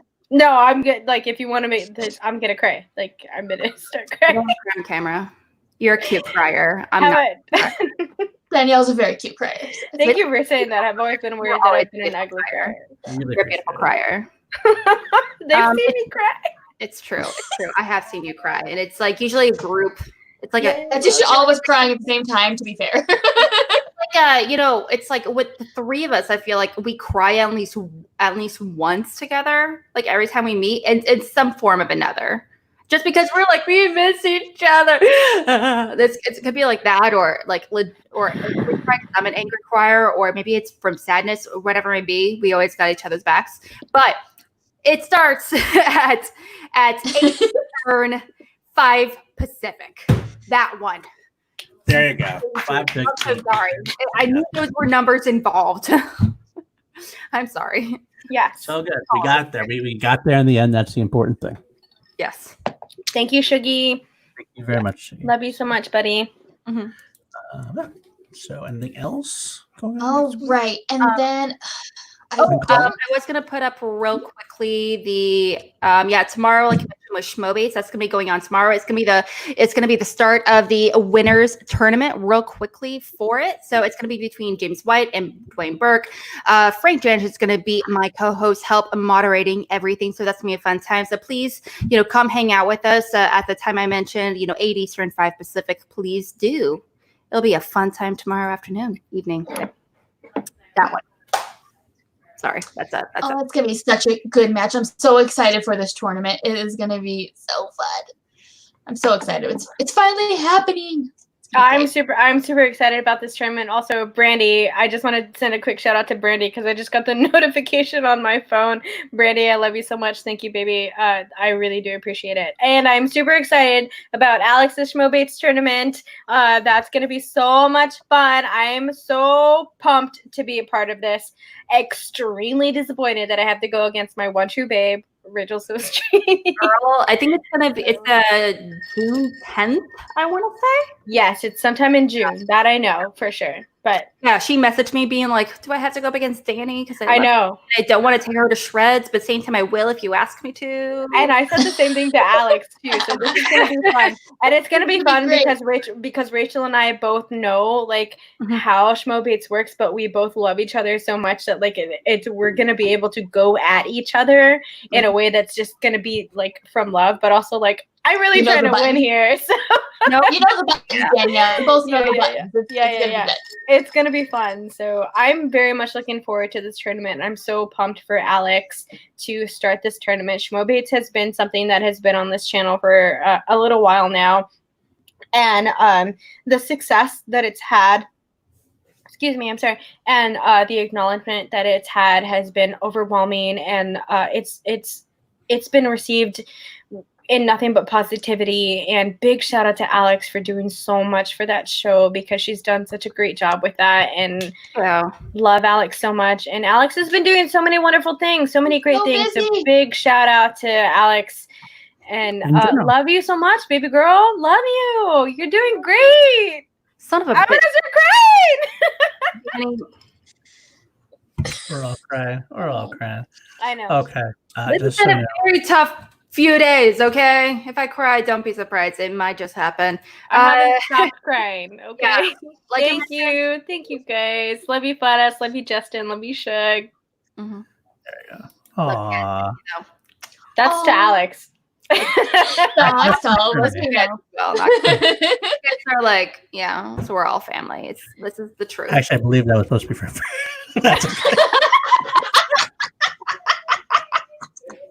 You know what? Let's just take a quick turn here about this tournament here. To change from that date at the very top against it. It's coming up tomorrow, but Ben Bateman and Brandon Meyer coming up next Wednesday as well. So that'd be pretty cool if you hang out. Lucas talking.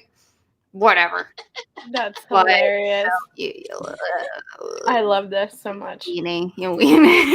Big old weenie. Jake does have a point. He didn't bring Ferris a White Claw. Yeah. That is true. Wait. Let me see if I can go close. That is true. Oh my God. That was a great slurp right there. That was such a wonderful slurp. That's the tea, only that's the claw. Perfect. That's the tea. All right. So after that, I don't think we have any shows planned for this week. We may have AAA on Thursday. I'm not entirely sure, but we will post on social media. We will also possibly have my little super quick tutorial for the blue milk. The blue milk. So guys, get your notepad ready, write down the recipe, and then hit the liquor store because you're going to want to drink that blue milk because I saw a picture and it looks so good. I did a preview for the call to action people, and they were all pretty pumped about it, and I was pretty pumped about it because it tastes pretty good, and it's a fun it's a fun experiment for anyone who is not very much into bartending, and there's a tiny element in it that could be fun for anyone who's not used to certain types of cocktails. So this will be fun because you got to make blue milk, right? So there's a way to do that without it being dairy. So it's a completely dairy-free, not necessarily vegan-free recipe. But I do want to make sure it's something you can get drunk off, though, right? Oh, girl! I finished I made priorities are there. I made one more for myself after I did that, and I was like, I have to figure out this recipe because I'm already drunk. So obviously, We all love Oh, Paul. we love the PLD here. yeah, sure, yeah. We love Paul, absolutely. We love Paul, not PLD. I don't know who this PLD person is. It's Paul. No, Clarify. we do love a Paul. We love a Paul, and we support a Paul in every single sort of way. So Paul, Yes. I love all of always you. Chat in the screen. All of my favorite co-host. you. Aw. Sorry, the ladies all know that that's an inside joke. Shut up. This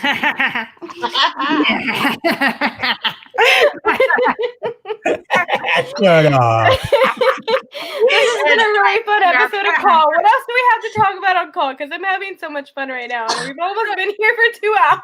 All we have left, since we have been here for 2 hours, we might have to do this round a little quicker than usual, but we have questions from the chat. Not a question, but don't forget about Kelsey. Damn it, absolutely. Oh, whoever. I love a Kelsey. I love a Kelsey, and I feel like I tell Kelsey every day how much I love her. I am told I'm loved often. It's just everyone knows. Like our C2A group chat where we like it's all about, hey, do you need help with this? Hey, is anyone can help co-host this with me or whatever it may be?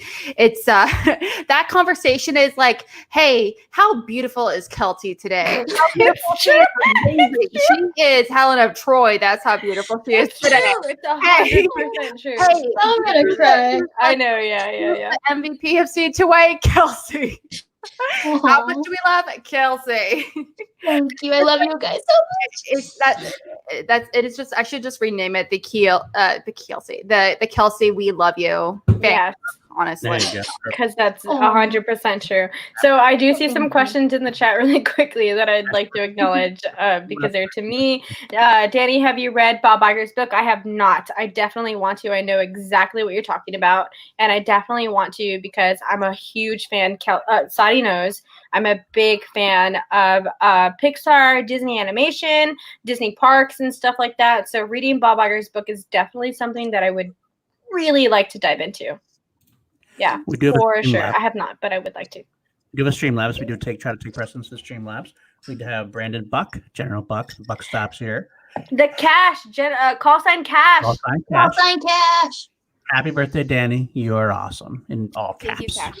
Oh my gosh, Call sign. Buck is one of my favorite people. Buck and I have bonded very much in the past few days, and he has definitely been there for me. So big shout out to Buck, and I love you and I appreciate you, my dude, for sure. Big salute. No kidding. There's a lot that's been happening in the past several days, especially, but in the past like a week or two in particular, though.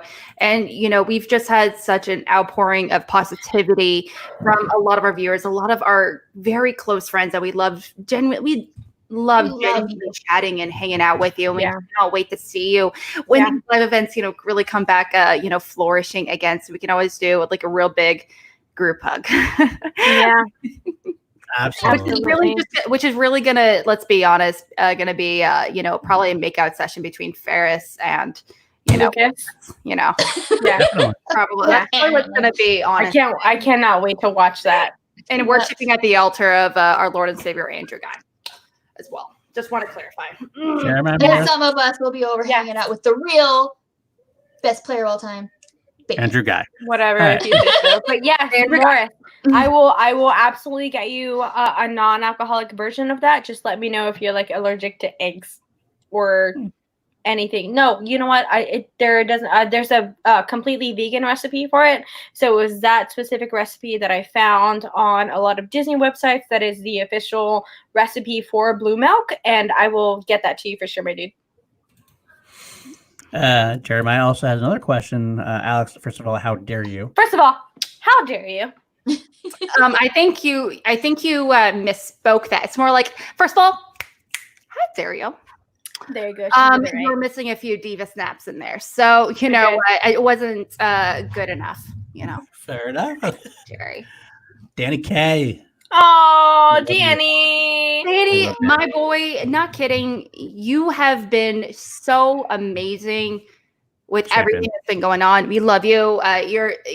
You're not on screen with us, And so you don't get, I feel like you don't get as much of a attention or anything from any of our viewers or anything, but you are so beloved in the group. I just want you to know that. You really are. Everyone, please send clap emojis in the chat for Danny, because Danny has been a part of Call to Action since day one, along with myself. And we have all seen the transitions and different stuff like that. And I love Danny. Danny is my wonder twin.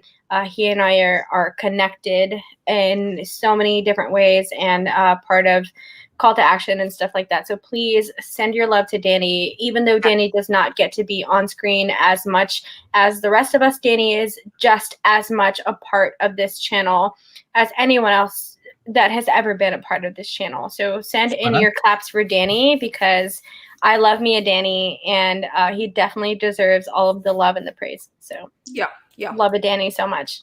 Love you so much, babe. Thank you, guys. Thank you. And big shout out to everyone in the chat that's sending love, because we definitely need it at this moment. And I love you all so much. And for everyone who's in there, I've been crying all weekend. This whole weekend has been me crying for bad things. And so let me cry for some good things. So seeing all of those claps in the chat makes me feel so wonderful. Thank you so much, y'all. Please do not trigger this waterfall of tears, Danny. I'm gonna start crying on this show. Oh, and that was a good funny question. PLD, why do you look like you're about to take a dump? LOL. Wow. No, maybe I'm gearing up. That's PLD's cry face. No, that's just his face. It is. It's my face. I'm always ready. Huh? You never know when you need to take a dump on somebody. Oh, we have another question too. I believe, if I can find it, it was from a Mr. Malcolm. If I can find it, but I can't find it. It was like somewhere in the chats. I don't found it too. But it was actually just asking some of our favorite Tom Cruise movie. Yeah. And that's because we just did. Billy Belford, C2A's Billy Belford, was just on take 3 with the top 2 Tom Cruise movies. I love Neil TC Legend. If I had to pick one, I'm going to go with Minority Report. That's a good movie. Interesting. I love that movie. Pick. So I know that it's Call to Action. We are Call to Action because we are very much Action Industries affiliated, very much into Team Action and Ben and Andrew and all of that good stuff. So love you, Danny. And when Alex had talked about going in for this episode, and I believe that the main movie that she focused on was Eyes Wide Shut, which would have been my total pick for it. And I would have loved to argue this point as to my belief as to why Eyes Wide Shut. I don't know. Is that wrong? It looks like it's wrong. I remember that movie coming up because I watched it recently for the very first time. I think for the holiday exhibition match I hosted. But that was not. That's definitely one of my favorite Tom Cruise movies. But it's not my favorite Tom Cruise performance. But my number one personally would have to be Collateral. I think. I would have gone in there arguing Eyes Wide Shut. Collateral does not get enough attention. That movie is wonderful. Tom Cruise. I've never seen him in a villainous role before, and I'm so disappointed we haven't received more of it. He's so good, and he's so conniving. And this, I don't like to say he was an anti-hero because he's not heroic, but at the same time, you understand his situation, and it's, oh my gosh. Alex, imagine you and I on this argument for that, because I would have gladly argued that Tom Cruise's character in Eyes Wide Shut is the villain. And absolutely, totally understand. I can, just because he's technically a protagonist inside of this specific movie does not necessarily mean it's a Stanley Kubrick movie, right? So, like, you have Jack Nicholson's character in The Shining was the main character of the movie, and he was still an antagonist in the movie. Same thing with Eyes Wide Shut. I'm not going to rant about this. It would just be so much fun to argue this point against Alex, and that's my whole point. So I'm going to stop. I agree, though. I do believe he is you can be this almost anti-hero, figure, but also be a villain 100%. Look at Breaking Bad. Look at Ozark. Even if they are the protagonist, they can haven't seen Ozarks yet. No spoiler. They can still be 100% a villain, and in their own story. Sometimes not. Sometimes in other people's stories. I'm so sorry. I'm looking at Lucas's comment in the chat right now. Yeah, we hashed this out and definitely decided that Vanilla Sky was the best cruise movie. That movie makes me so depressed. Like, on the general debate, oh my god! Yeah. Oh my Danielle, here's the whole plot. Here's the whole plot of Ozarks. It's everybody going to the pool at the exact same moment. That's all that happened.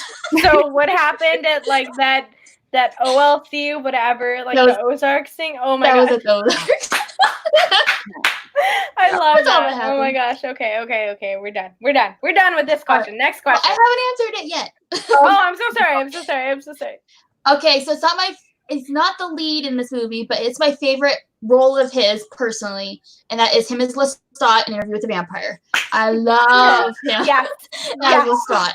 Yes. Thank you so much for reminding me, because I thought that Alex was going to go in with that movie, and I was like, okay. Interview with the Vampire is the next best. Top 3 when I submitted my list. It was my number 3 because I know it was not going to be a popular pick, but for our next ladies' night, I remember I mentioned it like way before for everything going on. But 100% want to have a ladies' night or a mythology themed ladies' night where we just talk about our favorite monsters, our favorite vampire stories. Mm-hmm. We get all vamped up and wear black lipstick or something. There's so many things that we can talk about in that, Mary Shelley being the author of Frankenstein. Yes, I love Frankenstein. And stuff like that. Like there and like fucking like the whole Interview with a Vampire series and like the Sookie Stackhouse series and stuff like that. Like there's so much shit that we could talk about during that stuff. These are all books, so these are all things that like I personally have a thing about. I've read all these books. Love them. Man, yes, girl. We can talk about this all day long. Paul has not said a word in like 5 minutes, and that's like a record for Paul. So. Everyone take a drink so Paul can say something. Right? I'm okay. I'm loving it. I'm loving the conversation. That's all good. I'm ready to go. Oh, we might bring back ladies' night. Everyone in the chat is talking about ladies' night. I know that we retired ladies' night, but you can still find a ladies' night on either one of our channels. We might possibly bring it back. There are some things that we have been talking about for the channel and all that stuff. When is guys' night? I thought every podcast outside of ours is guys' night. Yeah. I don't know if you know this. I thought that's all. I thought every episode of yours, Shug, was a guys' night. Yeah, every episode of wrong, but maybe I'll come in your episode. Maybe I'll come in your podcast, or Shug, and we have a guys' night. The male perspective is the what's the word that I'm looking for? The minority in this podcast. So it's true. So almost like we should have a guys' night at some point. You know what? I would love to watch a guys' night. Yes. I don't know what you guys talk about when we're not around. Can I be invited in guys' night though? No. What would you guys talk about on guys' night? Paul, what would you like to talk about guys' night? Oh God, you put me in the spot. That you guys don't already talk about. We don't already talk about? Yeah. On screen and for podcasting. We had a theme night talking about how we're all like actually turned out to be Slytherin. I remember that. I was there for that one. Look at this comment in the chat. That was my favorite one. Mm-hmm. Guys' night is just private blue jeans hangouts where Jake, Fatis, and I yell at one another for 4 hours. That's true. That's true. That is not wrong. Become an Action Army general. Yes, so you can be a part of our like extremely late night blue jeans chat. It's real. And just fucking yell at Fatis all night long, because that's basically what those blue jeans chats were. Like all of us yelled at each other. We all just yelled at each other. We all yelled at Fatis. It was all yelling at Fatis. Now, just to clarify, if you're not super familiar with, being part of like the general culture and everything within the Action Army and everything, we have a very interactive chat. People are, I myself included, actually all of us are included. And, it's a chat where everyone loves each other except Mike, that one dude. I don't even know who that is. But Bethany Curl is more like my action wife. Mike Deacon. But shout out to Mortal Kombat. Watch Mortal Kombat, the movie, Mortal Kombat Annihilation. Go play the games. That needs to be a book. Not a book. That needs to be a full-on TV show. That is something I need in my life. And go and find Mike and Bethany's drunk reaction to Mortal Kombat. Oh God. Definitely go and find that. If anyone has the link, please put that in the chat because it is great. Okay. Real quick question. Oh. Okay. That's a little bit. There we go. That's how we can get Paul to talk. Okay. Yeah. I wants to know, ebook or paperback? Both. Absolutely both. So here's the thing. Danny ran for a quick second. So here's the thing. Adults learn in very specific ways. And if you want to be able to take in a lot of information inside of anything, then you need to take in as much information as you can. So we all learn, like if we just read something, we only take in 20%. If we speak and if we hear something, we take it in 80%. If we speak something, then we take it in 90%. Those might be wrong, but that's basically the tier of it. Like read, speak, hear. And if you're listening to audiobooks and also reading, which is what I'm doing with Lost Stars, which is all the way over there. I can't go and get it because I have headphones on. But I listen to the audiobook while I'm physically reading my book. And that is why all of these books that are right here, I have them also on my Audible because I listen while I read, because it allows me to take in that information a little bit more than just specifically reading. And especially with these Star Wars books, there's sound effects in the audiobook that you don't get when you're reading. So you hear all of these pew, pew, pews, stuff like that inside of the audiobook that you don't just get while you're reading the book. So definitely, if you can listen while you read, do it. Do it. If you can read it out loud, if you can find the designated speed, I never like to speed up my audio version up to a 1.5 or a 2. Like anyone who puts their audiobook on a 2% is 30-second warning. insane. It's insane. Listen to the audio. Listen to the audiobook while you're reading this book and just take in all of that information in the way that you need to. And that's what it is. Boom! 15 seconds left on the clock. You're good. Okay. Whammy. I do want to mention because I know money's tight for everyone right now, and you're not able to you're not able to try Audible or whatever it may be. There are so many books available in audio form on YouTube for free. For example, a lot of them are actually being read by, for charitable reasons. Taika Waititi, for example, he actually is one of the readers behind James and the Giant Peach. The children's book was really cool with a lot of people. Tom Hiddleston actually voices a character. Same for Nick Kroll. The Hemsworth brothers are actually in as different characters. So it's really cool to see. And Taika Waititi's in the background making sound effects and everything. But there's so many books and stuff out there right now. I actually read Call Me by Your Name. I read it in physical form and I listened to it as well last year or so, and I loved it. It's really great to do if you get the chance. And like I said, there's so many out there for free. So definitely do yourself a favor and check it out. I don't have an Audible discount code. I absolutely did listen to The Turn of the Screw on YouTube, which was the first book that I ever listened to on YouTube, but that was the only place that I found it. I could have gotten it on Audible, but I was searching for Turn of the Screw theories and different things like that, because this is a very interesting book. This movie came out earlier in the year. It's called The Turning, and it stars someone, I can't remember her name at the moment, but also Finn Wolfhard was in this movie, and the girl who was in fucking shit that we all like. I can't remember her name. She was in a Terminator movie. She was also in that one really cool show about 80s tech shit. I can't remember her name. I'm so sorry. Yeah. No, but exactly. The people who know, right? So, yes, it was a ghost story. Turn of the Mackenzie Screw. Davis. Mackenzie Davis. Thank you. Thank No. you. I love Mackenzie her. Davis. I like Yes. her. So she's in this Not her movie, fault. and I listened to this book on YouTube, and I was super pumped to be able to listen to it on YouTube because I could click out of it. I could just click out of my phone and have it on my headphones and stuff like that. So that was how I listened to this book. But absolutely, I love to listen and read at the same time. Did you like the ending of the movie? Danny Rent. There's a lot of stuff that I'd like to say about Turn of the Screw and The Turning. They both took it in completely different directions from where the start. Very different.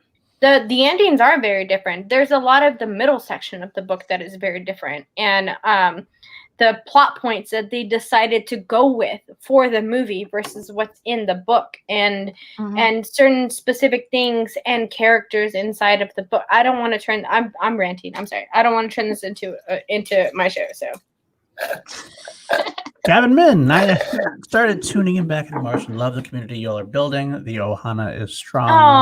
Aww. Thank you. That's very nice. Thank you so That's very much. sweet. Yes. Questions left? Thank you. Ferris Madonna, what is your favorite Ed Harris performance, but not Snowpiercer. but the ladies Won't say not anything Paul? Snowpiercer. Snowpiercer. Snowpiercer. The Truman Show. That's a good, very Yeah, good one. that's I mine. don't remember many like off the top. Like I know I've seen him in a million and one movies, but I can't remember a lot of his movies off the top of my head. Okay. If that makes sense. But I know I know for a fact I really enjoyed him as like the godlike figure. Christoph, That was going to be my answer. Big I Papa love of Truman Show. it's a great choice. Those are all good choices. So, you watch the Harris Stops, which is coming out soon. A PLD project. Yes. You'll find out. Yes. I will. Snowpiercer. That one. Yeah. No, Pierce is very good. I got another one. Shuggy. Do you even schmo, bro, Alex? You're missing a comma in there. Do you even Okay, look, y'all. Alex is the schmo bro. Alex is the schmo bro. However you want to look at it, however you want to take that, Alex is 100% the schmo bro. Do you even schmo? Bro. Oh, I forgot about Stepmom. Stepmom is wonderful. I love that movie. Oh, I love that movie. That's a Okay, good movie too. Wonderful, completely underrated film. I agree. Drama, black comedy, whatever genre you want to identify it. It's wonderful. Tackling that kind of those topics the way it did. But at the same time, I would argue, sure, it's a great performance by Ed Harris, but is it his best performance? I don't know. When I watched that movie, I noticed how Julia Roberts and Susan Sarandon, they shine in that movie. Ed Harris. Look, just really quickly, I just want to add a quick tidbit about Stepmom. I'm a hairdresser, so there's a scene in Stepmom where Julia Roberts connects with the daughter for the first time, and she goes swoosh, swoosh, swoosh in a painting. I still say swoosh, swoosh, swoosh when I'm coloring hair, and I usually use that as a segue to small talk people into the movie The Stepmom. So there. Okay, go back to BCD's comment. Go back to Robert to. Oh, their comments. I'm sorry. And I lost it. Yeah, I'm so sorry. I just wanted to touch personally on that. don't to answer it. When meeting somebody new, what was your turnoff for you? So make sure movie related or anything else. Someone who doesn't watch movies. Yes. In general, if movies aren't a thing that you're into, I'm not into you. That is so accurate because I went on a date. My most recent date that I went on, he told me he hadn't gone to a movie theater in 10 years. He doesn't like movies. But then he also said some other controversial opinions about Nazi Germany. So that date was very brief. But the movie one was the one that first got me very concerned because he had that first. Yeah. It was a bad date. Blame you, There was a lot of things you just said, but oh, jeez. There was a lot. It was not a good date. Adventures of the Kelsey dates. Can we get that into a Right. What up? Kelsey, I have me some and you things start as soon as COVID is over. As single dating. Go on dates. Yeah. You and I I'm will down. have a dating diary. Yeah. Oh my god, I'm so down. Can we please? We'll put it on our channels where just you and I, and then we'll bring in Alex because she's married. We'll bring in Paul Give me the because words he's of wisdom. married. Yeah. Dan needs to watch the book so he can grumble about big fish. That's true, Lucas. The idea that Lucas has different visions of the book, because we just realized this on a different stream. Lucas has some different visions of the book as I have, and I can't wait to stay my point. Oh yeah, Lucas had a lot of thoughts reading that book. It was really funny to hear him because Lucas, when Lucas, depending on the book, but most of the time he listens to the book on an audio form, obviously.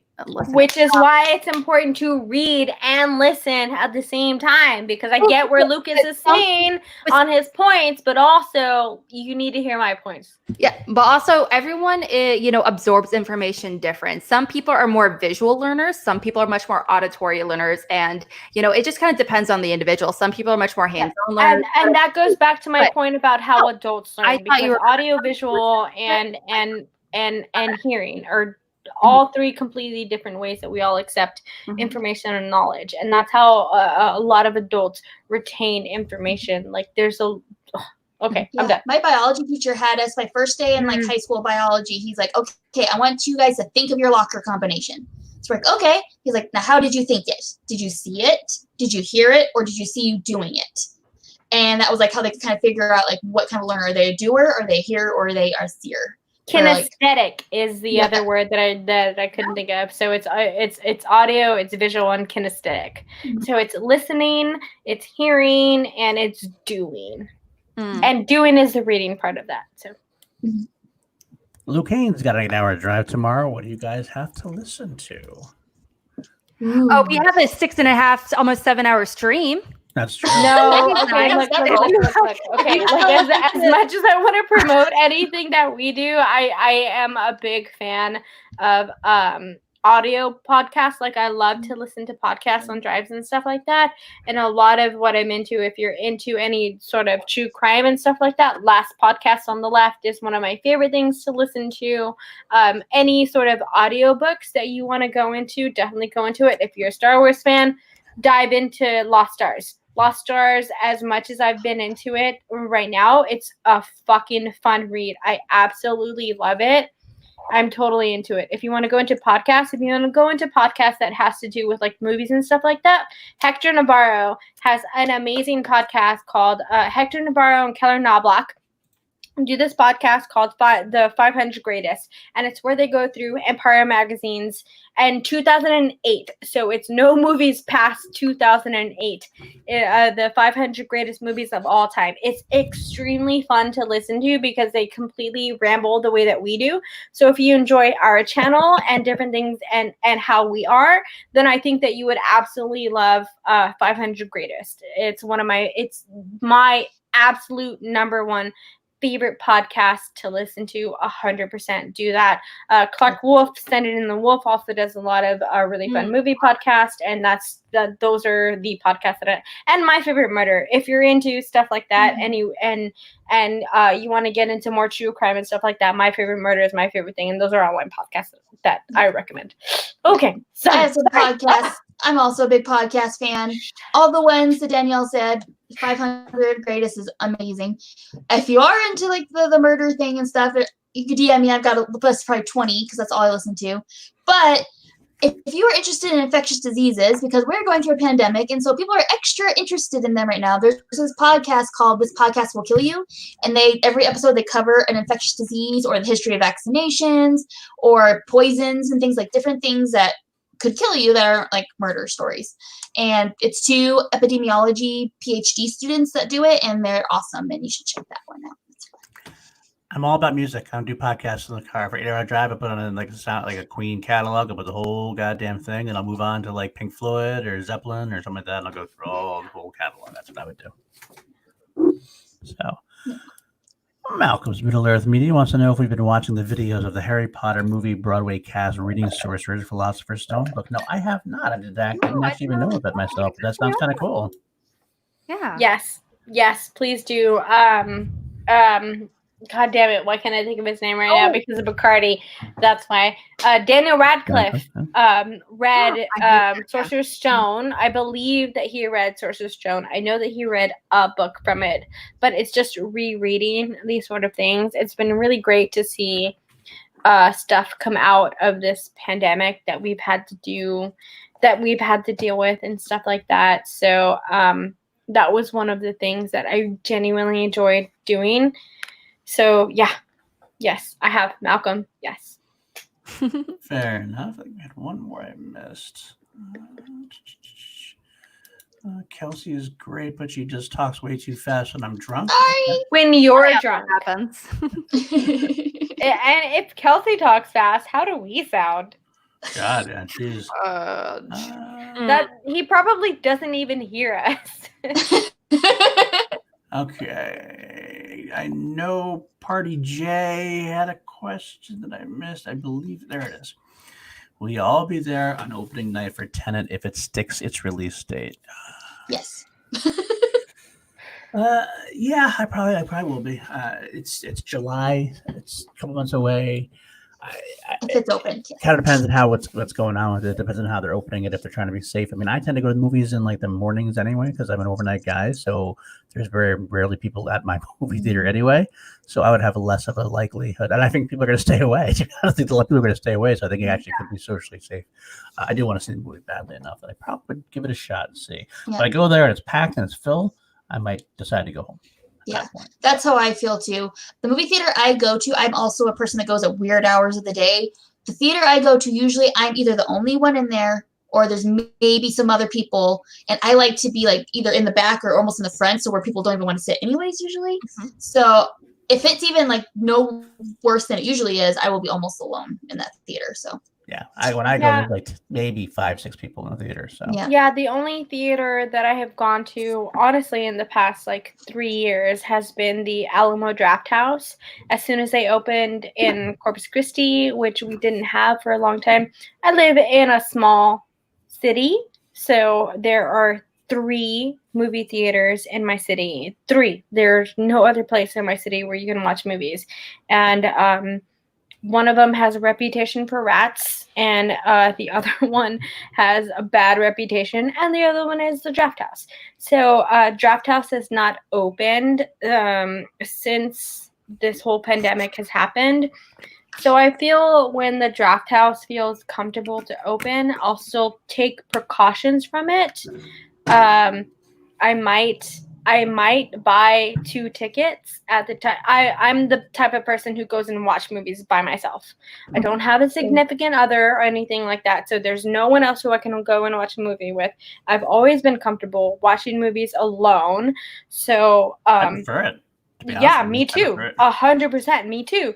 So I will probably buy a ticket for me and the space next to me. And then when I go to the theater, I might just refund my ticket and stuff like that. However I need to do about it. I trust the Drafthouse to be careful and cautious because they have been, and they've been open about their policies during this entire thing, this whole pandemic. So I trust the Drafthouse. And as soon as the Drafthouse opens, I will consider going back to movies. But honestly, I've said this in a bunch of streams before. I might not feel comfortable for going to a movie theater for the rest of the year. Maybe in December, maybe stuff like that. But exactly, I get it. For the safety and because of the work that I do. So all of y'all have a different, with the exception of Alex, all of y'all have different jobs that you have to do. I cannot avoid working. Mm-hmm. I have to touch people. I'm a hairdresser, so I have to touch people. So I feel it's very important for me to take extra precautions inside of my entire life to make sure that my business runs successful, because I run a small business. I own a small business. So it's important for me to make sure that everyone inside of my business is safe, and I want to be safe. I want to make sure that my clients are safe and all of that good stuff. So I take extra precautions, and if sacrificing my movie going experience is what I have to do for my business and my livelihood, then that's what I'm going to do. I agree. I will, yes. Robert, Chris, I will go to Austin. I'll wear my mask inside of your apartment and we will watch movies all the time. Tenet is directed by Christopher Nolan, and a lot of people are involved, which I am so excited to see. Clemens Posey, Robert Pattinson. I think his name is John D. Washington, I believe, is the main character. A lot of these wonder people are involved, so I'm excited to see them on theater. And the composer, this is his first big composition for the film after Black Panther. And so I'm really excited to see him. So many people are involved that I love and respect. The cinematographer, I can't remember, but he's worked with not only Nolan, but so many other ones. I'm excited for a lot of these people, these creatives.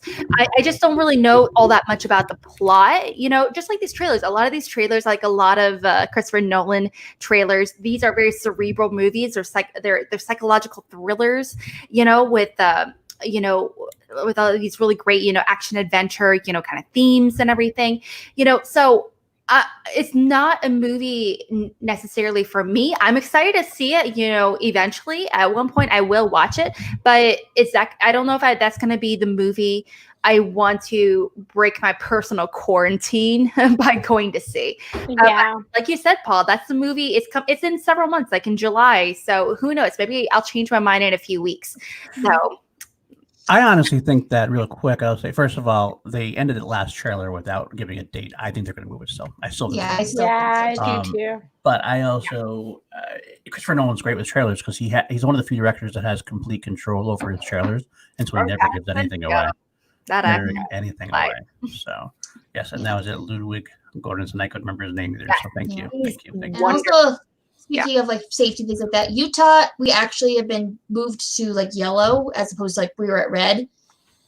So we are in the path to recovery. So Utah has been not too bad.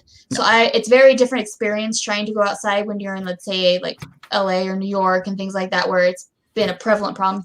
Utah has not been that bad. Right. We've been very lucky because we acted early. So I'm not as concerned being in Utah going out at this point, because people are for the most part being fairly cautious. Not as much as I'd like, but more so than I expected, if that makes sense. I think that's it, guys. I think that's it too. Thank It's you, my guys. birthday. Happy birthday! All right, thank you so much for joining us this Danielle's birthday, and we appreciate seeing you. And we will see you later today for both Schmobates and Chill. Can't wait to see you guys there. And have a great night, guys. All right, take care. Thank you, everyone. Plugs. Plug. You didn't plug anything. Okay, PLD, plug yourself real quick. Wow, I can't do that on air. I can't do. We'll definitely get struck. But I demand you plug things full right now. Wow. Okay. Beyond stuff you can find on Chilled Action, I can also be found on Action Industries channel that do class action on a weekly basis with my boy Richard Eric Jarvie, and I also can be found on PLD Projects, where I do my weekly show on V, like I mentioned earlier, and I will be starting the hair stunts in a week or two as I figure out exactly how I want to do it, but it should be very soon. So, thank you very much. All right, and Alex, where can people find you? There. You can also find me running the Call to Action Twitter account as well. That'd be really awesome if you give us a follow. But also, again, just follow me on Twitter as well. And I am assisting John Roca himself, the Outlaw, on Monday, Wednesdays, and Fridays. So tomorrow morning for Mornings with Roca, or Mornings with the Outlaw, where we're going to dive into a lot of movie news of the day. So I'd love to check it out with us every morning. Perfect. And Danielle, where can people find you?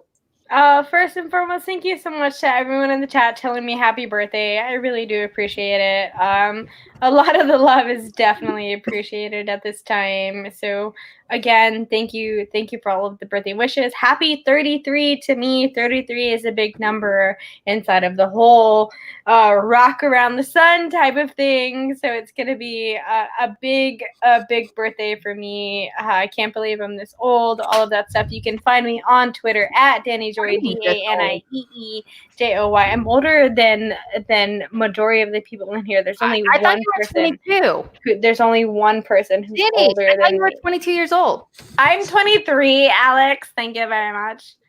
So I'm definitely not my age mentally, so I'll go with that. yes. So you can find me on Twitter at DannyJoy, DANIEEJOY. You can also find me on the Call to Action Network here every Monday with my favorite co-host, Mr. Paul Denuzio, hosting Chill to Action. Come and check us out tomorrow, celebrating my birthday with Tim Franco, one of the breakout Schmodown competitors who is also a fan reactor. Mhm. So we can't wait to talk to him about all of that stuff. And the Call to Action Network. Thank you so much to everyone who has supported us and who has been a fan of this channel for as long as we have been a channel. We have worked very, very hard to make sure that this is an accepting channel in every single sort of way. So all of the fans that have stuck with us through everything, thank you so much. Big shout out to Ben and Drew for creating the Action Industries. I'm getting a little emotional inside of this. Yes, Jake, you have to do thumbnails. I'm getting emotional right now because it's my birthday and because Action Industries and Ben and Andrew, thank you so much for creating Team Action and allowing us to create this space. I've been here since day one. Don't ever deny that I've been here since day one for everything in Call to Action. So thank you all so much for being a part of this whole show all the time, always. Thank you, Ben and Drew, for everything. Love you and appreciate you. Big shout out and big thank you to Christian Harloff, Mark Ellis, every single person who is involved inside of the Schmodown, because I am in my feels right now and it's my birthday, and I just want to send big shout outs to every single person who has made my life more positive and has allowed me to be able to have my own space inside of the internet and inside of my own world and stuff like that. Thank you so much to everyone who loves and appreciates us and the Schmodown and all of that good stuff. Thank you. All right, that's so sweet. I don't know how I can follow that, but I'm gonna try. You can find me at KelseyKins90 on Twitter and Instagram. I also run the Call to Action podcast Instagram. Instagram. So you can follow us there and interact with me. T-Public, we've got merch. We've got some pretty awesome shirts. I've seen some people buying them recently, so we really appreciate it. That's awesome. And I do have my own YouTube channel that I have not done anything on in a few weeks because I'm kind of reevaluating what I want to do on that channel. But I am trying to get 200 subscribers, so if you haven't subscribed yet, please search my name, Kelsey Kirkland. Click on my face and subscribe. I'd really appreciate it. All right. Well, thank you all. Any final thoughts before we try to sign off again? So waiting to talk about, Harley Quinn show, but what? Yes. No, Yes. I'm trying. We need to. I'm having you on, and we're just going to have a long episode just to talk about the whole season. Look, if anyone has any questions about anything, you are more than welcome to slide into my DMs with any questions because I will be more than happy Hey, girl. to fill those questions and answer anything that you have about I'll slide detail. into your DMs. So slide into my DMs because and then there's Paul. And then there's Paul. Guys, that's what got her gets in there. That means it's time. The party's got to be over at this point. So. It's time to go now. See you. Night. See you guys. Take care, guys. Thank you. Have a great night. Bye.